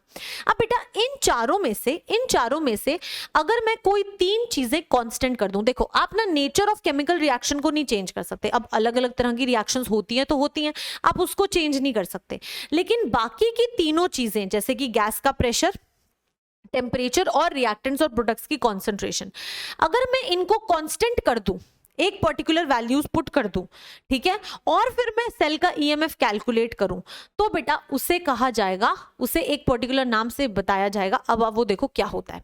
मैं क्या करूंगी अगली बार, मैं नेचर पे कोई कुछ नहीं कर सकती, नेचर पे मेरा कोई रोल नहीं है, लेकिन मैं इन तीनों चीजों को फिक्स कर सकती हूं। कैसे फिक्स कर सकती हूं, देखो मैंने क्या किया, मैंने कहा कि यार क्यों ना मैं कॉन्सेंट्रेशन, चाहे वो रिएक्टेंट्स हो चाहे वो प्रोडक्ट्स हो, मैं सबकी कॉन्सेंट्रेशन को 1 मोलर कर दूं। क्यों ना मैं सबकी कॉन्सेंट्रेशंस को क्या कर दूं, 1 मोलर कर दूं। ठीक है, तो मैंने कॉन्सेंट्रेशन को फिक्स कर दिया, चाहे वो रिएक्टेंट्स हो चाहे वो प्रोडक्ट्स हो, 1 मोलर कॉन्सेंट्रेशन के होंगे। उसके बाद में मैंने कहा क्यों ना मैं टेम्परेचर को भी कांस्टेंट कर दूं, क्यों ना मैं टेम्परेचर को 298 केल्विन ले लूं। ठीक है, तो मैंने कहा क्यों ना मैं टेम्परेचर को 298 केल्विन ले लूं। फिर मैंने प्रेशर की बात की, तो मैंने कहा कि अगर गैस है तो मैं गैस के प्रेशर को भी कांस्टेंट कर देती हूँ। या तो वो 1 एटमॉस्फेयर होगा बेटा, 1 एटमॉस्फेयर जो होता है ना वो 1 बार के बहुत क्लोज होता है, थोड़ा सा चेंज होता है, तो नियरली 1 एटमॉस्फेयर, चाहे आप इसको 1 बार बोल दो, नियरली सेम चीज होती है। तो क्यों ना अगर गैस है तो मैं उसके प्रेशर को 1 एटमॉस्फेयर या 1 बार कर दूं। ठीक है, मैंने ये तीन चीजें इस तरीके से फिक्स कर दी। जब मैंने अपने सेल में ये तीनों चीजें फिक्स कर दी, फिर मैंने क्या किया, सेल का ईएमएफ कैलकुलेट किया। और ये जो तीन चीजें जब आप फिक्स कर देते हो तो इसे कहा जाता है SATP कंडीशन। SATP कंडीशन का मतलब है कि आपने प्रेशर को 1 एटमॉस्फेयर या 1 बार लिया है, आपने टेम्परेचर को 298 केल्विन लिया है, और आपने कॉन्सेंट्रेशन को 1 मोलर लिया। बार बार नहीं बोलना पड़ता, बस SATP का मतलब होता है ये। ठीक है, और बेटा SATP कंडीशंस को बोला जाता है standard standard ambient temperature and pressure. ठीक है, तो ये एसएटीपी कंडीशंस होती हैं जब आप ये चीजें इस तरीके से फिक्स कर दो। तो एसएटीपी कंडीशंस पे जब आप ईएमएफ कैलकुलेट करते हो किसी भी सेल का, तो वो उस सेल का स्टैंडर्ड ईएमएफ कहलाता है। तो वो उस सेल का स्टैंडर्ड ईएमएफ कहलाता है और उसको रिप्रेजेंट किया जाता है ई नॉट से। तो ई नॉट का मतलब होता है स्टैंडर्ड ईएमएफ ऑफ सेल। और इस स्टैंडर्ड ईएमएफ ऑफ सेल की डेफिनेशन क्या होती है? EMF of cell at SATP conditions. तो अगर आपको कभी भी कोई सेल का EMF value, standard EMF value दिया हुआ है या फिर ई नॉट वैल्यू दी हुई है, यानी कि उसकी वो ईएमएफ कब कैलकुलेट की थी? जब कॉन्सेंट्रेशन 1 मोलर थी, प्रेशर या 1 एटमॉस्फेयर या 1 बार था और टेम्परेचर 298 केल्विन था। मतलब सिर्फ इस एक वर्ड से आपको ये सारी चीजें पता चल जानी चाहिए। आई होप एसएटीपी कंडीशन याद होगी। एसएटीपी कंडीशन क्या होता है? जब कॉन्सेंट्रेशन 1 मोलर होती है, टेम्परेचर 298 केल्विन होता है, प्रेशर 1 एटमॉस्फेयर 1 बार होता है। ठीक है, उस टाइम पे जो ईएमएफ आता है सेल का, उसे हम कहते हैं स्टैंडर्ड ईएमएफ। परफेक्ट है, कोई इशू नहीं है, बहुत बढ़िया, क्योंकि अब हम यही पढ़ने वाले हैं। ठीक है, अब देखो यहाँ पे इफ ऑल द रिएक्टेंट्स, अब आपको एसएटीपी कंडीशन की थोड़ी सी डेफिनेशन दी हुई है, मैं पढ़ देती हूं अगर दिखाई नहीं दे रहा तो। If all the reactants and products are present in their respective standard state, अगर वो अपनी स्टैंडर्ड स्टेट में, बेटा स्टैंडर्ड स्टेट का मतलब होता है एसएटीपी कंडीशन में है, 1 मोलर कॉन्सेंट्रेशन, 1 एटमॉस्फेयर, 1 बार प्रेशर, 298 केल्विन, अगर उन सब चीजों पे है तो वो अपनी स्टैंडर्ड स्टेट में है। The corresponding EMF is known as the standard EMF. ठीक है, standard EMF has a constant value for a given reaction. एक पर्टिकुलर रिएक्शन के लिए स्टैंडर्ड EMF एक कांस्टेंट वैल्यू ही होगी, क्योंकि आपने बाकी सारी चीजें तो कांस्टेंट ही कर दी हैं। समझ आ रहा है आपको? यस, तो यानी कि मैम EMF जो स्टैंडर्ड EMF आते हैं वो कांस्टेंट वैल्यूज होती हैं। क्लियर है? चलो बहुत बढ़िया बेटा, आगे बढ़ते हैं। अब हम कैलकुलेशन ऑफ ईएमएफ, अब हम सेल का ईएमएफ कैसे कैलकुलेट करते हैं वो समझेंगे। ठीक है, अब ये तो मैम डायग्राम से समझ नहीं आ रहा, अगर आप इस डायग्राम को ध्यान से देखो तो आपको अभी कुछ कुछ चीजें समझ आ जाएंगी। वो क्या क्या चीजें समझ आएंगी, अब देखो बेटा, इस सेल को अगर मैं ध्यान से देखूं, ये एक्चुअल ना रियल डायग्राम है जो आप सेल देखते हो उसका। ठीक है, तो मैम अगर मैं इसको ध्यान से देखूं तो एक सॉल्ट ब्रिज है, उसके बाद में यहाँ पे एक कंटेनर है, यहाँ पर एक कंटेनर है। मैम मुझे ऐसा लग रहा है कि एक इलेक्ट्रोड है, दूसरा इलेक्ट्रोड है ना, एक कैथोड होगा, एक एनोड होगा, सॉल्ट ब्रिज से उनको ज्वाइन किया हुआ है, फिर मैम यहाँ पे बल्ब लगाया हुआ है, सर्किट कंप्लीट होगा तो लाइट आएगी। समझ आ रहा है? याद आ रहा है? तो बेटा ये ना गैल्वेनिक सेल बनाया हुआ है आपके सामने, है ना, टाइप ऑफ गैल्वेनिक सेल दिखाई दे रहा है आपको। तो अब हम यहाँ पर ये समझेंगे कि आप अब ये पूरा सेल है और इस पूरे सेल की एक पर्टिकुलर ईएमएफ वैल्यू आती है जो आप कैलकुलेट कर लेते हो। अब वो स्टैंडर्ड ईएमएफ जो आप कैलकुलेट करते हो वो कैसे करते हो, मैं आपको वो बताने वाली हूँ, क्योंकि उस चीज की इंफॉर्मेशन बहुत काम आएगी। ठीक है, ओके, चलो अब समझो बेटा, समझो। ठीक है, ओके, तो मैम अगर हम यहाँ पर ध्यान से देखें तो हमारे पास में एक जिंक है और बेटा ये आपका एनोड है और जिंक सल्फेट सोल्यूशन है, फिर आपके पास में कैथोड है कॉपर और आपके पास में कॉपर सल्फेट सोल्यूशन है। ठीक है, तो अब हम सबसे पहले जो हमें आता है हम वही करेंगे जो चीज हमने सीखी हुई है। हमें पता है कि एनोड पे होता है ऑक्सीडेशन, एनोड पे होता है ऑक्सीडेशन और मेरा एनोड क्या है? जिंक वाला। ठीक है, तो आपके पास में जिंक है और आपके पास में Zn2+ है। एनोड पे होता है ऑक्सीडेशन, यानी कि मैम जिंक सॉलिड जो है वो चला जाएगा जिंक 2+ एक्वस में और मुझे दे देगा 2 इलेक्ट्रॉन। ठीक है, हाँ आपको पता है कि यहाँ पे ऑक्सीडेशन हो रहा है और ये रिएक्शन हो रही है। अब इस हाफ सेल का ये आपने लिख दिया। ठीक है, एक बार इसको ऐसे ही रहने दो, पहले मैं आपको भी पूरा लिखवा देती हूँ। अब हम कैथोड की बात करते हैं। अगर आप कैथोड की बात करते हो तो आपको पता है कैथोड पे होता है रिडक्शन और रिडक्शन का मतलब होता है gain of electron.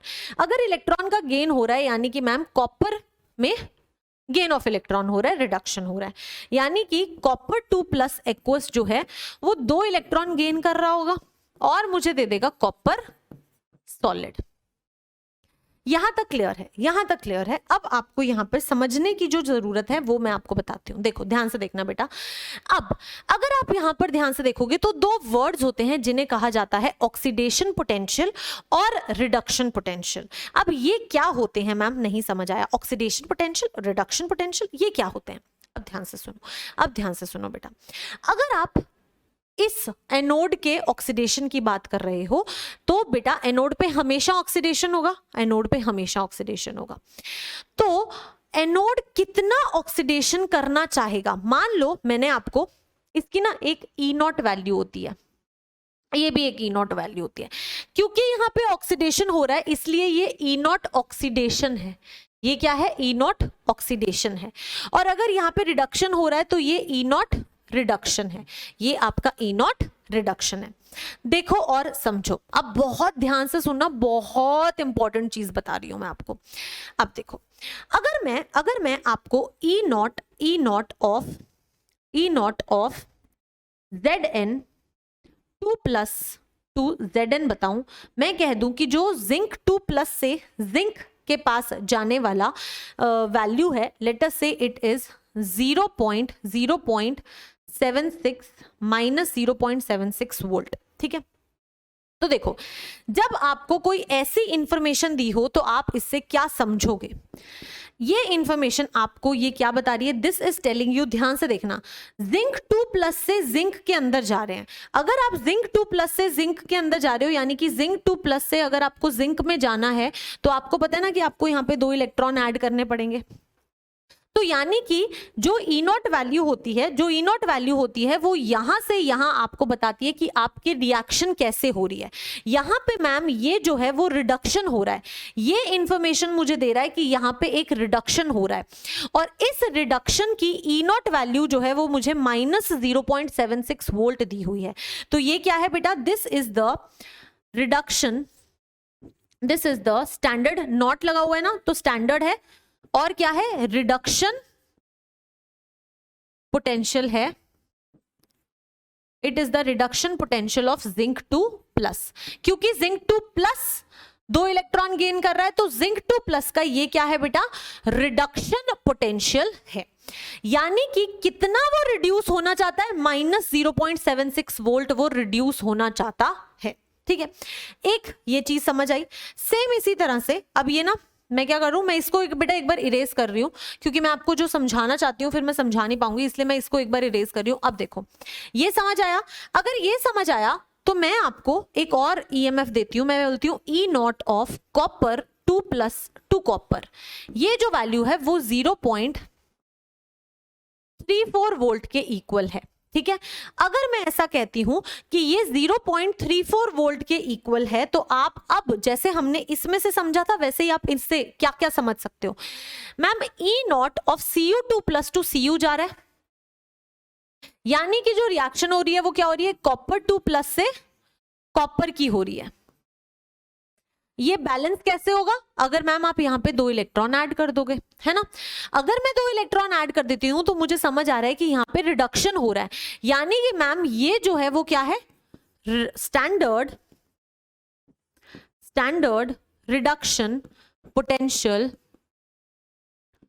Of copper. ठीक है, तो अब आपको यहां से क्या समझ आया?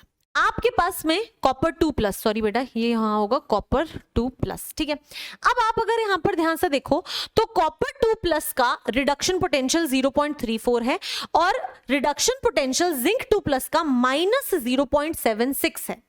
तो जिसका रिडक्शन पोटेंशियल, जिसकी वैल्यू ज्यादा पॉजिटिव में होती है वो उतना ही ज्यादा रिड्यूस होना चाहता है। तो अगर मैं आपसे पूछूं कि ये और ये इन दोनों में से ज्यादा रिड्यूस कौन होना चाहता है, तो आप कहोगे कि मैम ये वाली वैल्यू पॉजिटिव में है और ये वाली वैल्यू नेगेटिव में है, यानी कि ये नंबर बड़ा है और ये नंबर छोटा है। तो यानी कि मैम कॉपर 2+ जो है वो रिड्यूस होना चाहता है ज्यादा। तो अगर आप इस चीज को ध्यान से समझे तो मैं आपको क्या समझा रही थी कि जो आपके रिडक्शन पोटेंशियल्स होते हैं वो ये बताते हैं कि अलग अलग आपके जो मेटल आयंस हैं उनकी रिड्यूस होने की कैपेबिलिटी कितनी ज्यादा है, जिसकी जितनी ज्यादा रिडक्शन पोटेंशियल वैल्यू होगी पॉजिटिव में, वो उतना ज्यादा रिड्यूस होना चाहेगा। ठीक है, सेम इसी तरह से बेटा, सेम इसी तरह से अब हम ऑक्सीडेशन की बात करते हैं। ठीक है, अब मैं इसी को आपको ऑक्सीडेशन से भी समझाती हूं। इमेजिन करो कि मैंने बोला E naught of zinc, E naught of zinc ये वैल्यू है। ठीक है, this is equal to plus 0.76 volt. ठीक है, और मैंने आपको बोला E naught of copper, copper 2 plus is equal to minus 0.34 volt. तो यहां से आप क्या समझोगे, मैम ये मुझे डायरेक्शन बता रहा है रिएक्शन की, यानी कि रिएक्शन क्या हो रही होगी, जिंक से जिग 2 प्लस में गए होंगे हम। अब मैम अगर मुझे इसे बैलेंस करना है, यानी कि मुझे यहां पे 2 इलेक्ट्रॉन्स ऐड करने पड़ेंगे, तभी तो वो बैलेंस होगा, बिल्कुल है ना। तो बेटा अब अगर आप यहां पर ध्यान से देखो तो मैम ये हो क्या रहा है, अगर आप इसे ध्यान से देखोगे तो भाई ये हो रहा है ऑक्सीडेशन, यानी कि ये जो वैल्यू है वो आपको क्या बता रही है, this is telling you standard oxidation potential, standard oxidation potential of zinc, zinc का स्टैंडर्ड ऑक्सीडेशन पोटेंशियल बता रहा है। सेम इसी तरह से अगर आप यहां पर ध्यान से देखोगे तो कॉपर से कॉपर 2 प्लस जा रहा है, यानी कि मैम कॉपर से कॉपर 2 प्लस जा रहा है। अब अगर मुझे इसको बैलेंस करना है तो मतलब मैम यहाँ पे 2 इलेक्ट्रॉन ऐड करने पड़ेंगे, एंड यहाँ पे मैम लॉस ऑफ इलेक्ट्रॉन हो रहा है, यानी कि ये मुझे दिखा रहा है कि ये क्या है, ऑक्सीडेशन है। और अगर ये ऑक्सीडेशन है तो मैम ये क्या होगा, standard oxidation potential of copper. अब दोनों में से किसका ऑक्सीडेशन पोटेंशियल ज्यादा है, अगर आप ध्यान से देखोगे तो आप कहोगे कि मैम ये प्लस में 0.76 वैल्यू है और ये माइनस में 0.34 वैल्यू है, तो प्लस वाली वैल्यू बड़ी होती है, यानी कि आपका जिंक जो है उसका ऑक्सीडेशन पोटेंशियल ज्यादा है, यानी कि वो ऑक्सीडाइज ज्यादा होना चाहता है। ठीक है, तो जो ज्यादा ऑक्सीडाइज होना चाहता है वो ऑक्सीडाइज ही होना चाहेगा। तो ऑक्सीडेशन और रिडक्शन पोटेंशियल्स देख के आप ये समझते हैं कि कौन ज्यादा ऑक्सीडाइज होना चाहता है फॉर ऑक्सीडेशन पोटेंशियल, कौन ज्यादा रिड्यूस होना चाहता है। तो उनके ये वैल्यूज देख के आप ऐसे जज कर सकते हैं। एक जो इंपॉर्टेंट चीज आपको यहां पे नोट बना के लिखनी है वो आप लिख सकते हैं नोट बना के बेटा, कि for the same species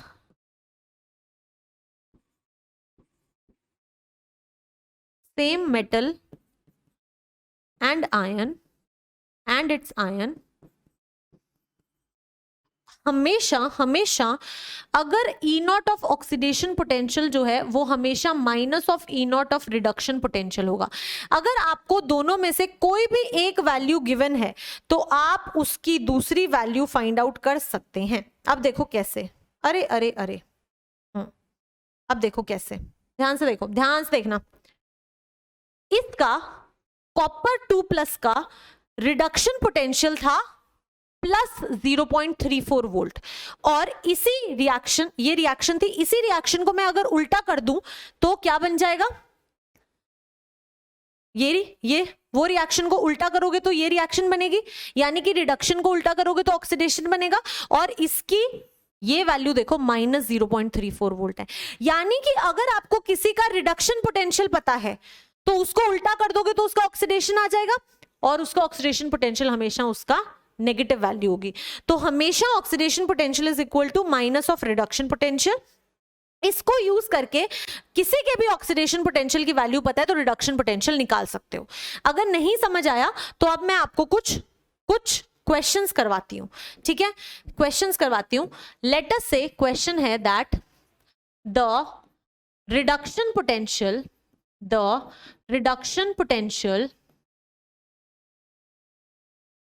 of the reduction potential of let us say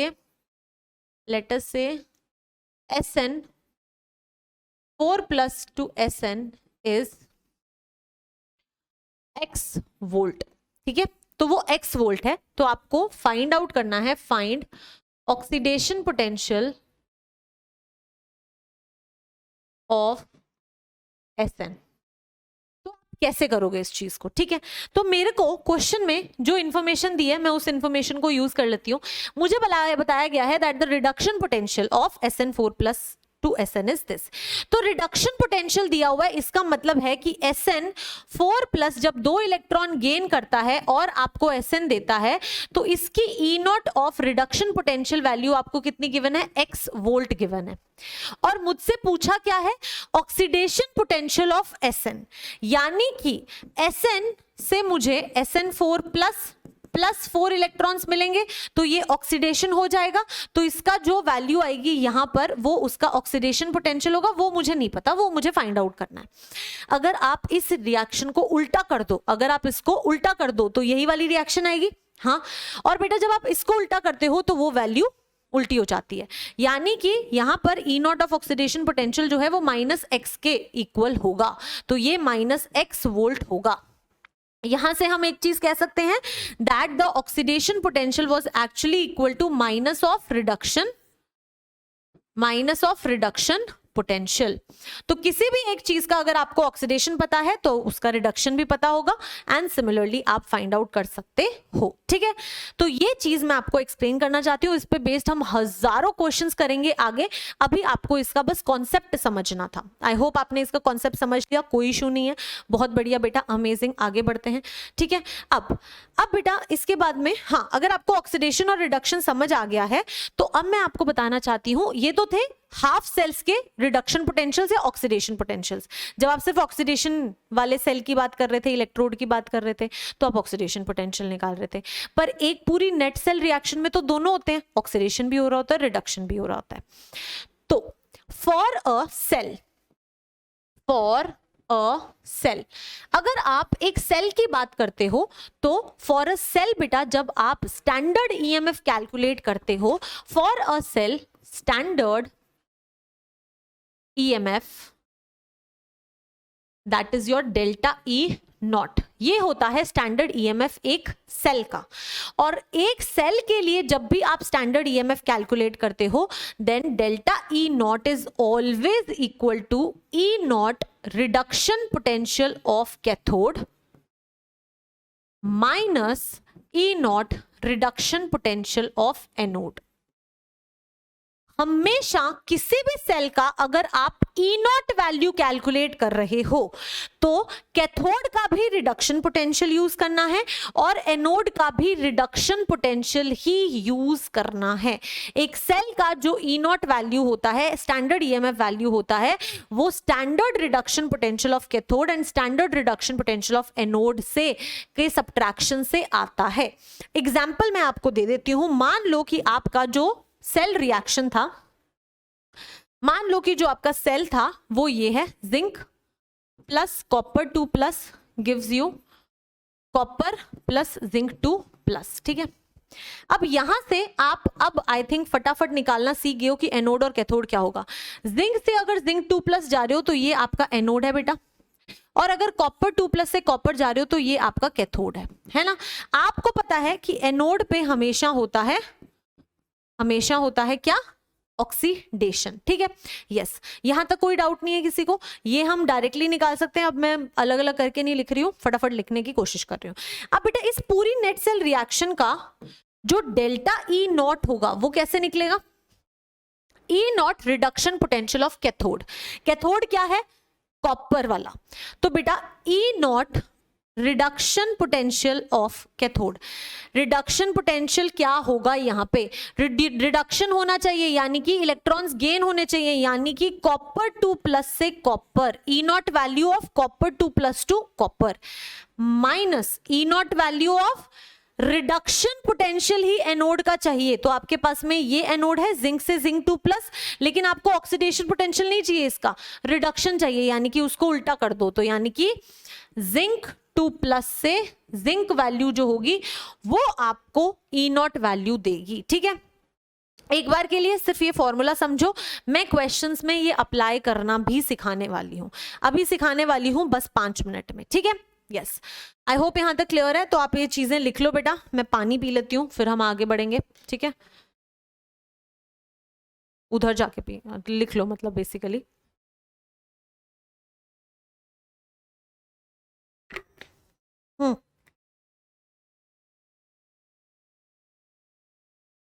लिख लिया?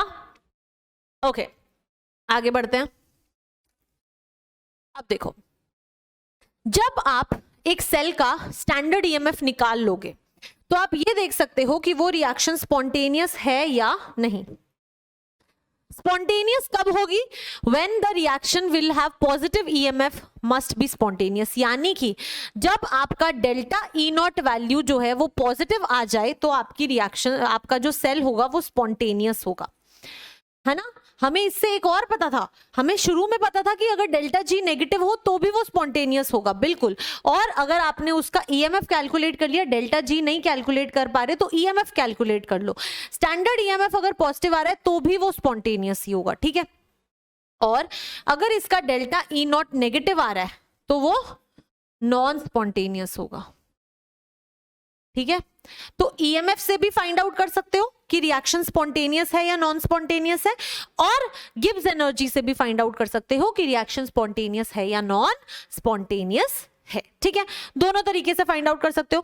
मैम मुझे इतना याद है कि स्पॉन्टेनियस में डेल्टा जी नेगेटिव होता था, तो बेटा एक चीज उस इंफॉर्मेशन में और ऐड कर लो, अगर उस सेल का delta E not value positive है तो भी वो स्पॉन्टेनियस है।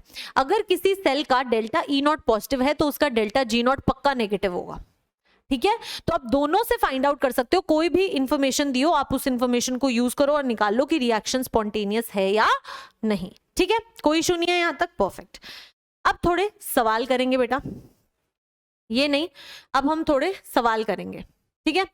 शी बाद में करेंगे, पहले हम सवाल करेंगे। स्टैंडर्ड हाइड्रोजन इलेक्ट्रोड बाद में करेंगे भाई, इसको मैम यहाँ पे नीचे ले आएंगी, पहले सवाल करेंगे ताकि कुछ चीजें समझ आए।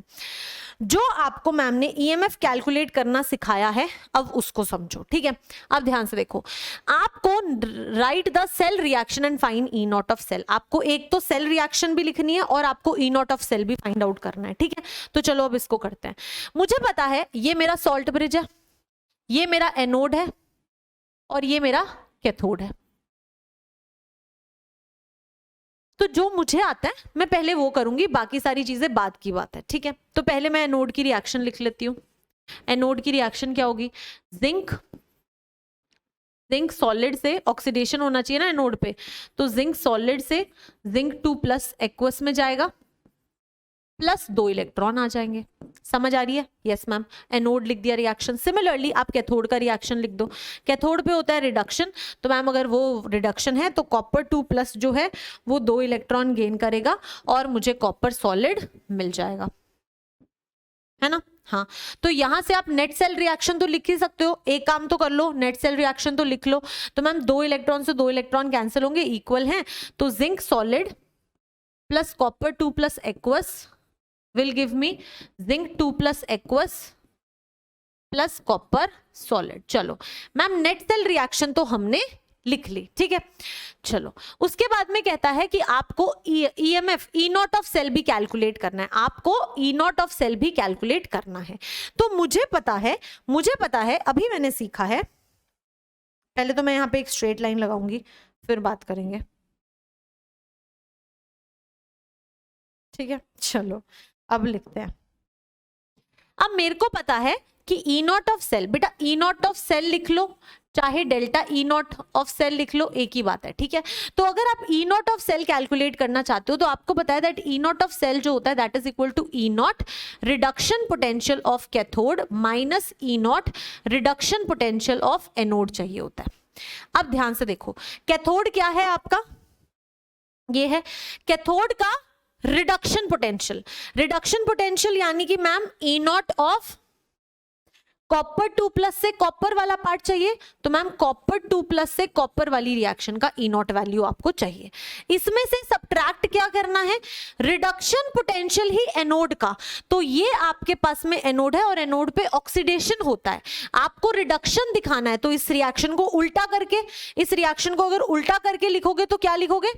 जिंक 2+ से जिंक, ठीक है, क्योंकि रिडक्शन पोटेंशियल बोला है, ये बात ध्यान रखना। अब आपको क्वेश्चन में देखो क्या दिया हुआ है, क्वेश्चन में आपको कॉपर 2 प्लस से कॉपर की वैल्यू दी हुई है 0.34, यानी कि मैम पहली वैल्यू तो मुझे 0.34 सही दी हुई है, माइनस मुझे जिंक 2 प्लस से जिंक चाहिए, लेकिन मुझे दिया क्या हुआ है जिंक से जिंक 2 प्लस, यानी कि बेटा ये जो रिएक्शन है वो आपको क्या दी हुई है, जिंक से आप जा रहे हो जिंक 2 प्लस में, तो +2 इलेक्ट्रॉन। आप कहोगे मैम ये तो ऑक्सीडेशन है, अगर बेटा ये ऑक्सीडेशन है यानी कि ये जो इंफॉर्मेशन है, यानी कि ये जो इंफॉर्मेशन आपको दी हुई है ये क्या दिया हुआ है, ऑक्सीडेशन पोटेंशियल दिया हुआ है। ये तो मैम ऑक्सीडेशन पोटेंशियल है, लेकिन हमें चाहिए क्या, रिडक्शन पोटेंशियल। तो क्या करना पड़ेगा, इसका उल्टा। तो अगर आप इसको उल्टा करोगे तो यानी कि आपको चाहिए जिंक 2 प्लस से 2 इलेक्ट्रॉन ताकि आपको जिंक मिल जाए। तो बेटा अगर आप इसको उल्टा करोगे तो E naught of reduction potential will be equal to minus of E naught of oxidation potential. बस माइनस का साइन ही तो लगाना है अगर रिएक्शन को उल्टा कर रहे हो तो यानी कि मैम रिडक्शन पोटेंशियल हो जाएगा माइनस, रिडक्शन पोटेंशियल हो जाएगा माइनस, और ऑक्सीडेशन पोटेंशियल कितना दिया हुआ है आपको, ऑक्सीडेशन पोटेंशियल आपको दिया हुआ है जिंक का 0.76, तो माइनस 0.76, तो ये वैल्यू जो है वो हो जाएगी आपकी माइनस 0.76। तो इसको पुट कर दो यहाँ पर आ जाएगा माइनस 0.76, ऐड कर दो तो 0.34 plus 0.76 and this will be equal to 6 7 8 9 10 10 होगा तो 10 1 10 और 1 11 तो 1.1 वोल्ट। तो इस तरीके से आप ई नॉट ऑफ सेल निकाल लोगे। तो बस ध्यान रखना कि ऑक्सीडेशन पोटेंशियल दिया हुआ है कि रिडक्शन पोटेंशियल दिया हुआ है, ठीक है। एक बार इसको समझ लो, फिर मैं आपको इसको आगे भी समझा दूंगी, ठीक है बेटा। चलो करो इसको, फिर आगे बढ़ेंगे। तो अब अगर हम यहाँ पर देखें, आपने समझ तो लिया होगा, अब मैम समझाएंगी अपनी तरफ से। हमें सेल रिप्रेजेंटेशन दी हुई थी और हमें फाइंड आउट करना था net cell reaction. Net cell reaction क्या है, और उसके बाद में आपको E naught of cell calculate करना था। तो जो चीज आती है पहले वो चीज कर लेते हैं बेटा। पहले हम फाइंड आउट कर लेते हैं कि भाई ये सॉल्ट ब्रिज है, सॉल्ट ब्रिज के इधर एनोड होता है, उधर कैथोड होता है। कैथोड पे, एनोड पे होती है ऑक्सीडेशन, तो ऑक्सीडेशन रिएक्शन लिख दी। कैथोड पे होता है रिडक्शन, तो रिडक्शन रिएक्शन लिख दी। तो इससे हमने नेट सेल रिएक्शन निकाली। नेट सेल रिएक्शन में टोटल इलेक्ट्रॉन्स नहीं आने चाहिए, कोई भी इलेक्ट्रॉन नहीं आने चाहिए, यहां तक कोई डाउट नहीं था। अब आपको ई नॉट ऑफ सेल निकालना है। ई नॉट ऑफ सेल क्या कहता है, E naught of reduction potential of cathode minus E naught of reduction potential ही एनोड का, ठीक है। तो रिडक्शन पोटेंशियल का मतलब होता है कि Cu2 प्लस से Cu, और अगर ये भी रिडक्शन है तो बेटा Zn2 प्लस से Zn जाना चाहिए। अगर आप Cu2 प्लस से Cu की बात करोगे तो आपको क्वेश्चन में Cu2 प्लस से Cu की वैल्यू 0.34 दी हुई थी, कोई दिक्कत नहीं है, लिख दी। कैथोड हमारा ये था। एनोड हमारा जिंक वाला पार्ट है, यानी कि हमें जिंक वाले पार्ट का भी रिडक्शन पोटेंशियल चाहिए, लेकिन आपको क्वेश्चन में ऑक्सीडेशन पोटेंशियल दिया हुआ था, क्योंकि ये डायरेक्शन बताता है और डायरेक्शन से आपको पता चला कि ये ऑक्सीडेशन पोटेंशियल था। तो रिडक्शन पोटेंशियल ऑक्सीडेशन पोटेंशियल का नेगेटिव होगा, उल्टा होता है, रिएक्शन को उल्टा कर दो। तो हमने रिएक्शन को उल्टा किया तो हमें यहां से मिल गया क्या, आपको मिल गया रिडक्शन पोटेंशियल एनोड का भी। तो आपने एनोड का रिडक्शन पोटेंशियल निकाला, वैल्यू पुट की और ईएमएफ ऑफ सेल कैलकुलेट कर लिया, ठीक है। अगर ये क्लियर हुआ है तो ये अब आपका होमवर्क क्वेश्चन है। बिल्कुल पहले वाला क्वेश्चन जैसे किया ditto same to same steps follow करने हैं और आप अपना आंसर निकाल सकते हो। बस देख लेना कि ऑक्सीडेशन पोटेंशियल दिया है, रिडक्शन पोटेंशियल दिया है, वो इंफॉर्मेशन ही तो यूज करना आना चाहिए। कर लेंगे, कोई दिक्कत नहीं है, बहुत बढ़िया। चलिए नेक्स्ट क्वेश्चन करते हैं बेटा। नेक्स्ट क्वेश्चन क्या कहता है, नेक्स्ट क्वेश्चन आपके सामने है। आप एक बार क्वेश्चन को पढ़ो, वीडियो को पॉज करो, पहले खुद ट्राई करो, फिर मैम का अप्रोच तो देख ही लेंगे, ठीक है। क्या कहता है क्वेश्चन कहता है दैट Ag प्लस जब इलेक्ट्रॉन गेन करता है तो Ag मिलता है और उसका ई नॉट वैल्यू आपको दिया हुआ है। सिमिलरली H प्लस जब इलेक्ट्रॉन गेन करता है तो हाफ H2 मिलता है और उसका भी ई नॉट वैल्यू आपको दिया है। आपसे पूछा है कि कौन सी रिएक्शन कैथोड पे फिजिबल होगी। तो बेटा कौन सी रिएक्शन कैथोड पे फिजिबल होगी, मैम मुझे इतना पता है कि कैथोड पे होता है रिडक्शन। अब अगर वहां पर रिडक्शन होता है तो जिस केस में रिडक्शन पोटेंशियल ज्यादा होगा वो रिएक्शन ज्यादा फिजिबल होगी किस पे, कैथोड पे। यानी कि हम बोल सकते हैं that more the reduction potential more feasible will be the reaction on cathode, more feasible will be reaction on cathode. ठीक है, तो आपको बेसिकली रिडक्शन पोटेंशियल्स को कंपेयर करना है। अब अगर मैं यहां पर देखूं तो Ag प्लस एक इलेक्ट्रॉन गेन कर रहा है, अगर गेन कर रहा है तो मैम ये एक्चुअली रिडक्शन ही है, और इसकी अगर आपको E नॉट वैल्यू दी है तो यानी कि ये एक रिडक्शन पोटेंशियल ही आपको दिया हुआ है। तो मैम ये रिडक्शन पोटेंशियल है 0.8 वोल्ट। ठीक है, अब यहां पर देखो H प्लस इलेक्ट्रॉन गेन कर रहा है, तो मैम ये भी रिडक्शन ही है, और यहां पर मुझे रिडक्शन की वैल्यू दी हुई है 0.00 वोल्ट। तो ज्यादा रिडक्शन पोटेंशियल कौन से केस में है? ऊपर वाले केस में है ना, प्लस 0.8 ज्यादा होता है 0.00 से, यानी कि हम क्या कह सकते हैं, that E naught reduction potential किसका है, Ag प्लस से Ag, ये वैल्यू ज्यादा है then reduction potential of H plus से H, है ना। तो हम कहेंगे that since Ag plus reduction potential is more, so first reaction is more feasible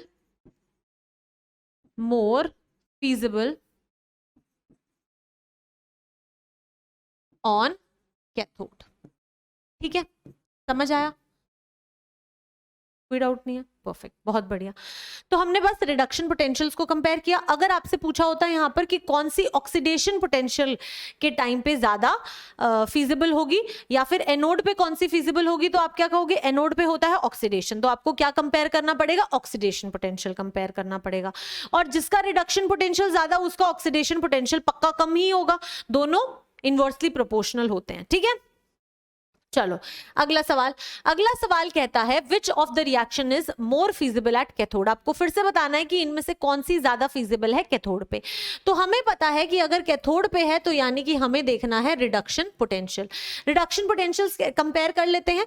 first case में अगर देखोगे तो Na प्लस इलेक्ट्रॉन को गेन कर रहा है, यानी कि मैम ये हो रहा है रिडक्शन, तो जो E नॉट वैल्यू दी है ये भी रिडक्शन पोटेंशियल ही दी होगी, है ना। हाँ, H प्लस इलेक्ट्रॉन गेन कर रहा है और हाफ H2 मिल रहा है, मैम ये भी क्या है, रिडक्शन, तो जो E नॉट वैल्यू दी होगी वो भी क्या होगी, रिडक्शन पोटेंशियल ही होगी, तो मैम ये भी रिडक्शन पोटेंशियल है। और हमें पता है कैथोड पे रिडक्शन होता है, तो जिसका जितना ज्यादा रिडक्शन पोटेंशियल वो रिएक्शन फीजिबल होगी। ये है बेटा -2.71 और ये है 0। अब बताओ -2.71 ज्यादा बड़ा होता है या 0 ज्यादा बड़ा होता है? 0 पहले आता है, नेगेटिव वैल्यू बाद में आती है, यानी कि इस बार E naught of H plus two H2 is more than E naught of Na plus two Na। इस बार रिडक्शन पोटेंशियल H प्लस का ज्यादा है, 0 है लेकिन फिर भी ज्यादा है, और इसी वजह से reaction 2 is more feasible at cathode. ठीक है, यही बेटा अगर मैम आपसे क्वेश्चन को चेंज कर देती, मान लो मैंने एक क्वेश्चन बना दिया, क्वेश्चन है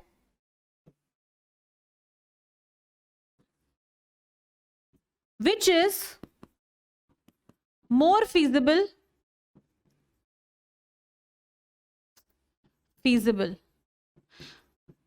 एट एनोड। तो भाई इसका क्या जवाब दोगे? आप कहोगे मैम एनोड पूछा है ना आपने, तो मतलब कि एनोड पे होता है ऑक्सीडेशन, एनोड पे होता है ऑक्सीडेशन, तो मुझे ऑक्सीडेशन पोटेंशियल देखना है, जिसका जितना ज्यादा ऑक्सीडेशन पोटेंशियल वो रिएक्शन उतनी ज्यादा फीजिबल होगी।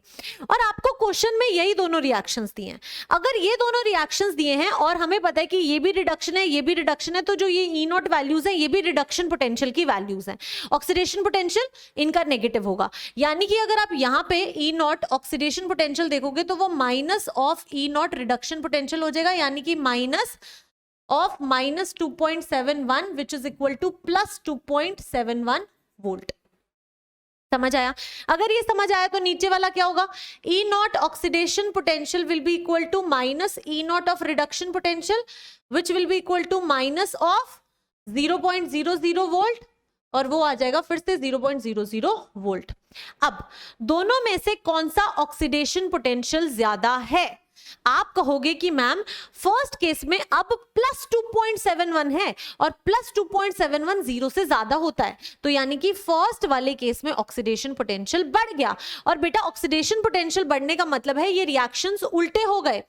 इन दोनों केसेस के लिए आपके रिएक्शंस कैसे हो जाएंगे? Na जो है वो Na प्लस इलेक्ट्रॉन में चला जाएगा और ये E नॉट ऑक्सीडेशन पोटेंशियल होगा which will be equal to E naught reduction potential का नेगेटिव वैल्यू, यानी कि -2.71 विच इज +2.71 वोल्ट। ये गलती मत करना, ये ध्यान रखना कि इसको ऐसे लिख रहे हो, ठीक है।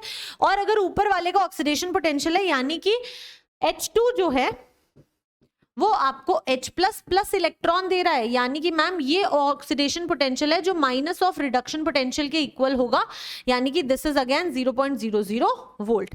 अब क्योंकि दूसरे केस में ऑक्सीडेशन पोटेंशियल, फर्स्ट केस में ऑक्सीडेशन पोटेंशियल ज्यादा है, यानी कि E naught of Na Na plus is more than E naught of H2 to H+. So first reaction is more feasible at anode. तो first reaction more feasible at anode.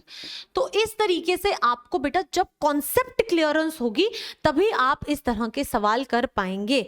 समझ आया है तो ही आप इस तरह के क्वेश्चंस को कर पाओगे। देखो मैंने इसी क्वेश्चन से एक नया क्वेश्चन बना दिया और ऐसे ही क्वेश्चंस बनते हैं, ठीक है। आई होप आप लोग कर लेंगे इसे। बहुत बढ़िया बेटा, अमेजिंग, ठीक है। चलो यहां तक आपको क्लियर है, ठीक है। इसके बाद में बेटा इलेक्ट्रोकेमिकल सीरीज जो है वो हम कल शुरू करेंगे। बस एक स्टैंडर्ड हाइड्रोजन इलेक्ट्रोड पढ़ लेते हैं। शी क्या होता है? Standard hydrogen electrode. देखो आपको पता है ना कि वुमेन्स में बहुत पावर होती है, हर चीज जो होती है वो वुमेन से ही शुरू होती है, राइट? यस। तो ऐसे मत सोचना कि मैं वुमेन्स की बहुत तारीफ कर रही हूँ। I am just respecting what womens do in our life, right? Yes. तो बहुत काम करते हैं, बहुत चीजें होती हैं जो वुमेन से ही शुरू होती हैं। अगर आप लाइफ की बात करोगे तो लाइफ स्टार्ट एक वुमेन से होती है, राइट? यस।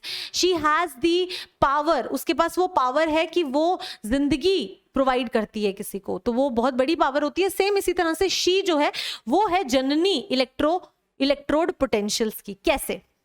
अब क्या हुआ आईयूपीएससी ने क्या किया? हाइड्रोजन इलेक्ट्रोड पोटेंशियल को 0 वोल्ट वैल्यू दे दी।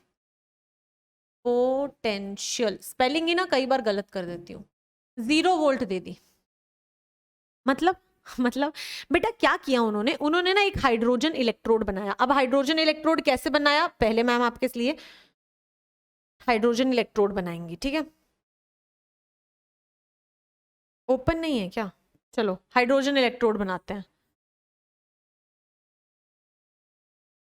नहीं बना यार, ये तो फिर से एक लास्ट ट्राई करेंगे। नहीं बन रहा, ठीक है, मैं अपने आप बना दूंगी। तो ये है आपका हाइड्रोजन इलेक्ट्रोड, ठीक है। हाइड्रोजन इलेक्ट्रोड में उसी का एक्वस सोल्यूशन होगा, तो यहां पर आपके पास में H+ एक्वस प्रेजेंट होता है, ठीक है। फिर क्या होता है दैट यहां पर आपके पास में इस तरीके से कुछ, मैं बहुत गंदी डायग्राम बनाती हूं बेटा, सॉरी, ऐसा बनेगा, ठीक है। उसके बाद में आपके पास में यहां पर क्या होता है? ये आपकी प्लैटिनम की वायर होती है और ये आपकी प्लैटिनम की फॉइल होती है, ठीक है। तो ये है आपका ग्लास ट्यूब, ठीक है, और ये आपकी है प्लैटिनम वायर और ये बेटा आपका है प्लैटिनम फॉइल, ठीक है। ये आपका H+ का एक्वस सोल्यूशन है और यहां से आपकी H2 गैस यहां पे डाली जाती है। अब मैंने आपको बताया था कि एक इलेक्ट्रोड को आप कैथोड की तरह भी यूज कर सकते हो, आप एनोड की तरह भी यूज कर सकते हो, ठीक है। तो आईयूपीएससी ने क्या किया? आईयूपीएससी ने हाइड्रोजन को क्या कर दिया? एक अपनी तरफ से वैल्यू दे दी 0 वोल्ट। यानी कि अगर आप इसी हाइड्रोजन इलेक्ट्रोड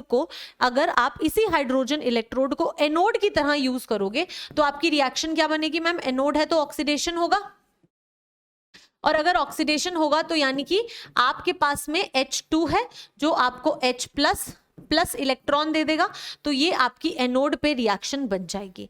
तो इस टाइम पे अगर आप इसका E naught of oxidation potential किसके बराबर होगा? E naught of H plus H2 to H plus, ये वैल्यू जो है वो बेटा 0.00 वोल्ट दे दी।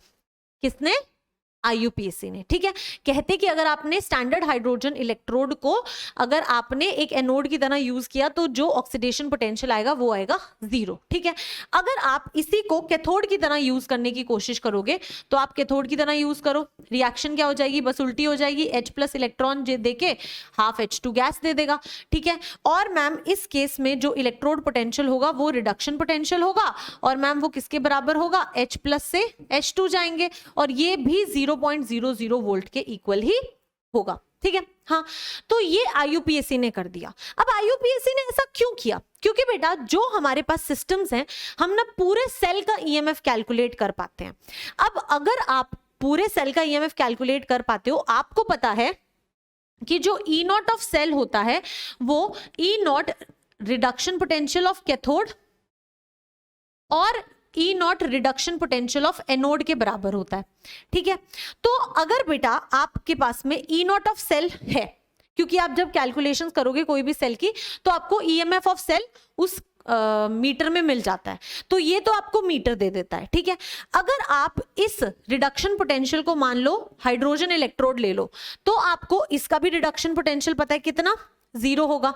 अगर आपको ये भी पता है कि कैथोड पे हमने हाइड्रोजन इलेक्ट्रोड लिया है तो उसका EMF तो 0 होगा, तो आपके पास ये भी है, तो क्या आप ये तीसरी चीज निकाल सकते हो? हाँ, तो यानी कि हाइड्रोजन को 0 वैल्यू देके हमने उसकी रेफरेंस में बाकी सभी जो आपके जिंक हो गया, कॉपर हो गया, इन सब की जो स्टैंडर्ड वैल्यूज आपको पढ़ने को मिलती हैं वो वैल्यूज कहां से आई? हाइड्रोजन की रिस्पेक्ट में उनकी वैल्यूज कैलकुलेट कर ली। यानी कि हाइड्रोजन वो था जिसने अपना दान कर दिया, उसने कहा ठीक है मेरे को 0 वैल्यू दे दो, मेरे को एक रेफरेंस वैल्यू दे दो, फिर मेरे साथ में आप दूसरे इलेक्ट्रोड को लगाओगे। अगर मैं कैथोड हूं तो वो एनोड बनेगा, है ना, मैं कैथोड हूं तो वो एनोड बनेगा, हम पूरा सेल बनेंगे, और फिर हमारी एक EMF वैल्यू आएगी जो आप रीड कर सकते हो। तो आप ये EMF वैल्यू सेल की रीड कर लोगे। आपको मेरी वैल्यू तो पहले से पता है, तो आप इनकी सबकी वैल्यूज खुद से निकाल सकते हो। तो स्टैंडर्ड हाइड्रोजन इलेक्ट्रोड एक रेफरेंस इलेक्ट्रोड होता है जिसकी रिस्पेक्ट में बाकी सभी इलेक्ट्रोड्स की वैल्यूज कैलकुलेट की गई हैं। जो जितने भी आपके पोटेंशियल्स हैं, इलेक्ट्रोड पोटेंशियल्स हैं, चाहे वो ऑक्सीडेशन पोटेंशियल्स हैं या रिडक्शन पोटेंशियल्स बोल लो, वो सब हाइड्रोजन की रिस्पेक्ट में कैलकुलेट किए हुए हैं, और इसीलिए हाइड्रोजन के ऑक्सीडेशन पोटेंशियल को 0 बोला जाता है और स्टैंडर्ड हाइड्रोजन इलेक्ट्रोड शी के नाम से जाना जाता है। एक एग्जाम्पल दे देती हूं, जैसे कि मान लो कि मुझे लेटस से SN इलेक्ट्रोड है आपका, और मुझे उसका रिडक्शन पोटेंशियल या फिर ऑक्सीडेशन उसका पोटेंशियल नहीं पता, तो मैं कैसे कैलकुलेट करूंगी? मैं क्या करूंगी, मैं एक साइड ले लूंगी हाइड्रोजन इलेक्ट्रोड। ठीक है, तो मैंने एक साइड ले लिया SHE, एक साइड मैम ने ले लिया SHE। ठीक है, हाँ, और मुझे पता है कि इसकी E नॉट वैल्यू जो है वो क्या है? 0.00 वोल्ट है। फिर बेटा दूसरी साइड मैंने क्या किया, दूसरी साइड मुझे जिसका कैलकुलेट करना था, यहां पे सॉल्ट ब्रिज लग जाएगा। ठीक है, दूसरी साइड मुझे जिसका कैलकुलेट करना था लेट अस से SN, तो ये आपका SN4 प्लस का सोल्यूशन हो जाएगा, और ये आपका SN सॉलिड का इलेक्ट्रोड हो जाएगा। ठीक है, मुझे इसका कैलकुलेशन करना था तो मैंने ये कैलकुलेशंस के लिए इसको यूज कर लिया।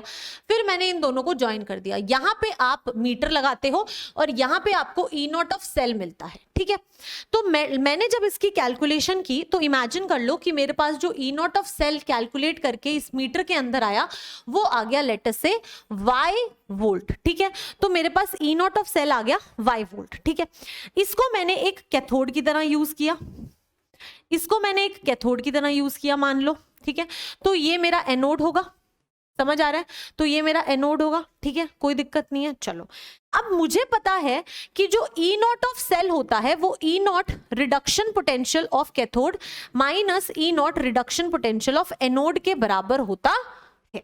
मुझे पता है कि ये ई नॉट ऑफ सेल कितनी वैल्यू आ रही है, y आ रही है, तो मैम ये y आ रही होगी, this is equal to E not.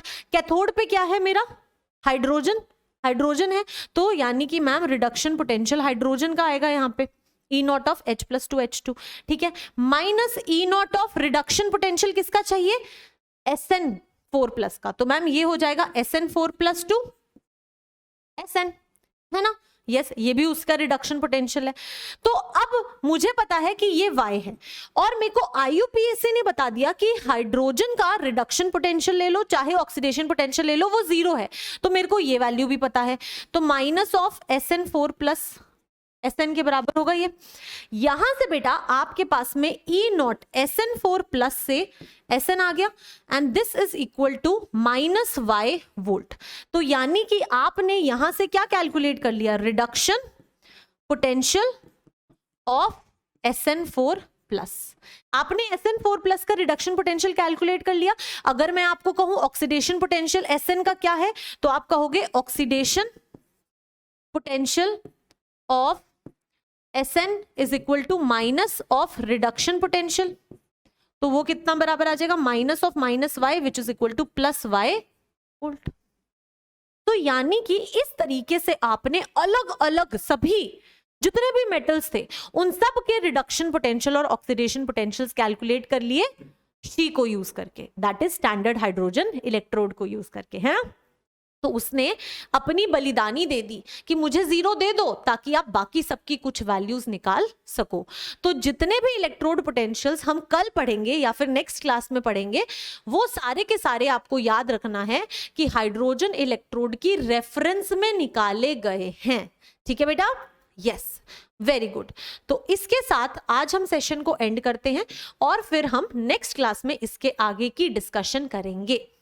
Next class में हम इलेक्ट्रोकेमिकल सीरीज पढ़ेंगे, ठीक है। तो आई होप आपको आज समझ आया होगा बेटा, हमने आज बहुत सारी छोटी छोटी इंपॉर्टेंट चीजें पढ़ी हैं। तो अगर आपको आज के लेक्चर में कोई भी डाउट है तो उस पार्ट को फिर से देखो, अपने कॉन्सेप्ट्स को जरूर क्लियर करना, क्योंकि अगर नहीं करोगे तो फिर आगे का पार्ट नहीं समझ आएगा। बहुत इंटरेस्टिंग चैप्टर है ये, लेकिन आपको बहुत ध्यान भी रखना पड़ेगा, ठीक है। ओके, तो कर लोगे आप लोग, कर लोगे सारे, वेरी गुड बेटा। तो आई होप आप लोगों को आज की क्लास में मजा आया होगा, ठीक है। तो हम अब नेक्स्ट क्लास में मिलेंगे। आई नो मैंने एक स्टोरी डिस्कस करने के का प्रॉमिस किया था, लेकिन आज ना बहुत लंबा लेक्चर हो गया है, और अब मैम आपको वो जो इंस्पिरेशनल स्टोरी है वो नेक्स्ट सेशन के स्टार्टिंग में बताएंगी, ठीक है। ओके, तो बेटा तब तक के लिए ना आप अच्छे से प्रिपेयर करो, मेरे को कॉमेंट्स में सारे होमवर्क क्वेश्चंस के आंसर्स देना, प्रैक्टिस क्वेश्चंस करना, and the most important thing NCERT जरूर पढ़ना। सॉल्व्ड एग्जांपल्स करो, होमवर्क चाहिए आपको, सॉल्व्ड एग्जांपल्स करो जितना पार्ट हमने कर लिया उसके, ठीक है। और एनसीईआरटी को रीड करो, दैट इज योर होमवर्क, ठीक है। होमवर्क लिखूं क्या, चलो लिख देते हैं भाई, होमवर्क लिख देते हैं। ये हम कल करेंगे, ठीक है, डोंट वरी, ये हम कल करेंगे। तो मैम होमवर्क दे दीजिए। तो बेटा होमवर्क क्या है आपका, अगेन रीड एनसीईआरटी, ठीक है, प्रैक्टिस शीट, होमवर्क क्वेश्चंस जो मैंने आपको दिए हैं, and solved numericals in NCERT of the part covered. ये है आपका होमवर्क, इतना होमवर्क आपको करना है, ठीक है। यस, अगर इतना कर लोगे तो आप में से किसी को भी कोई भी डाउट नहीं रहेगा, ठीक है। यस, तो पढ़ाई करते रहिए, मिलते हैं नेक्स्ट सेशन में, ऑल द वेरी बेस्ट।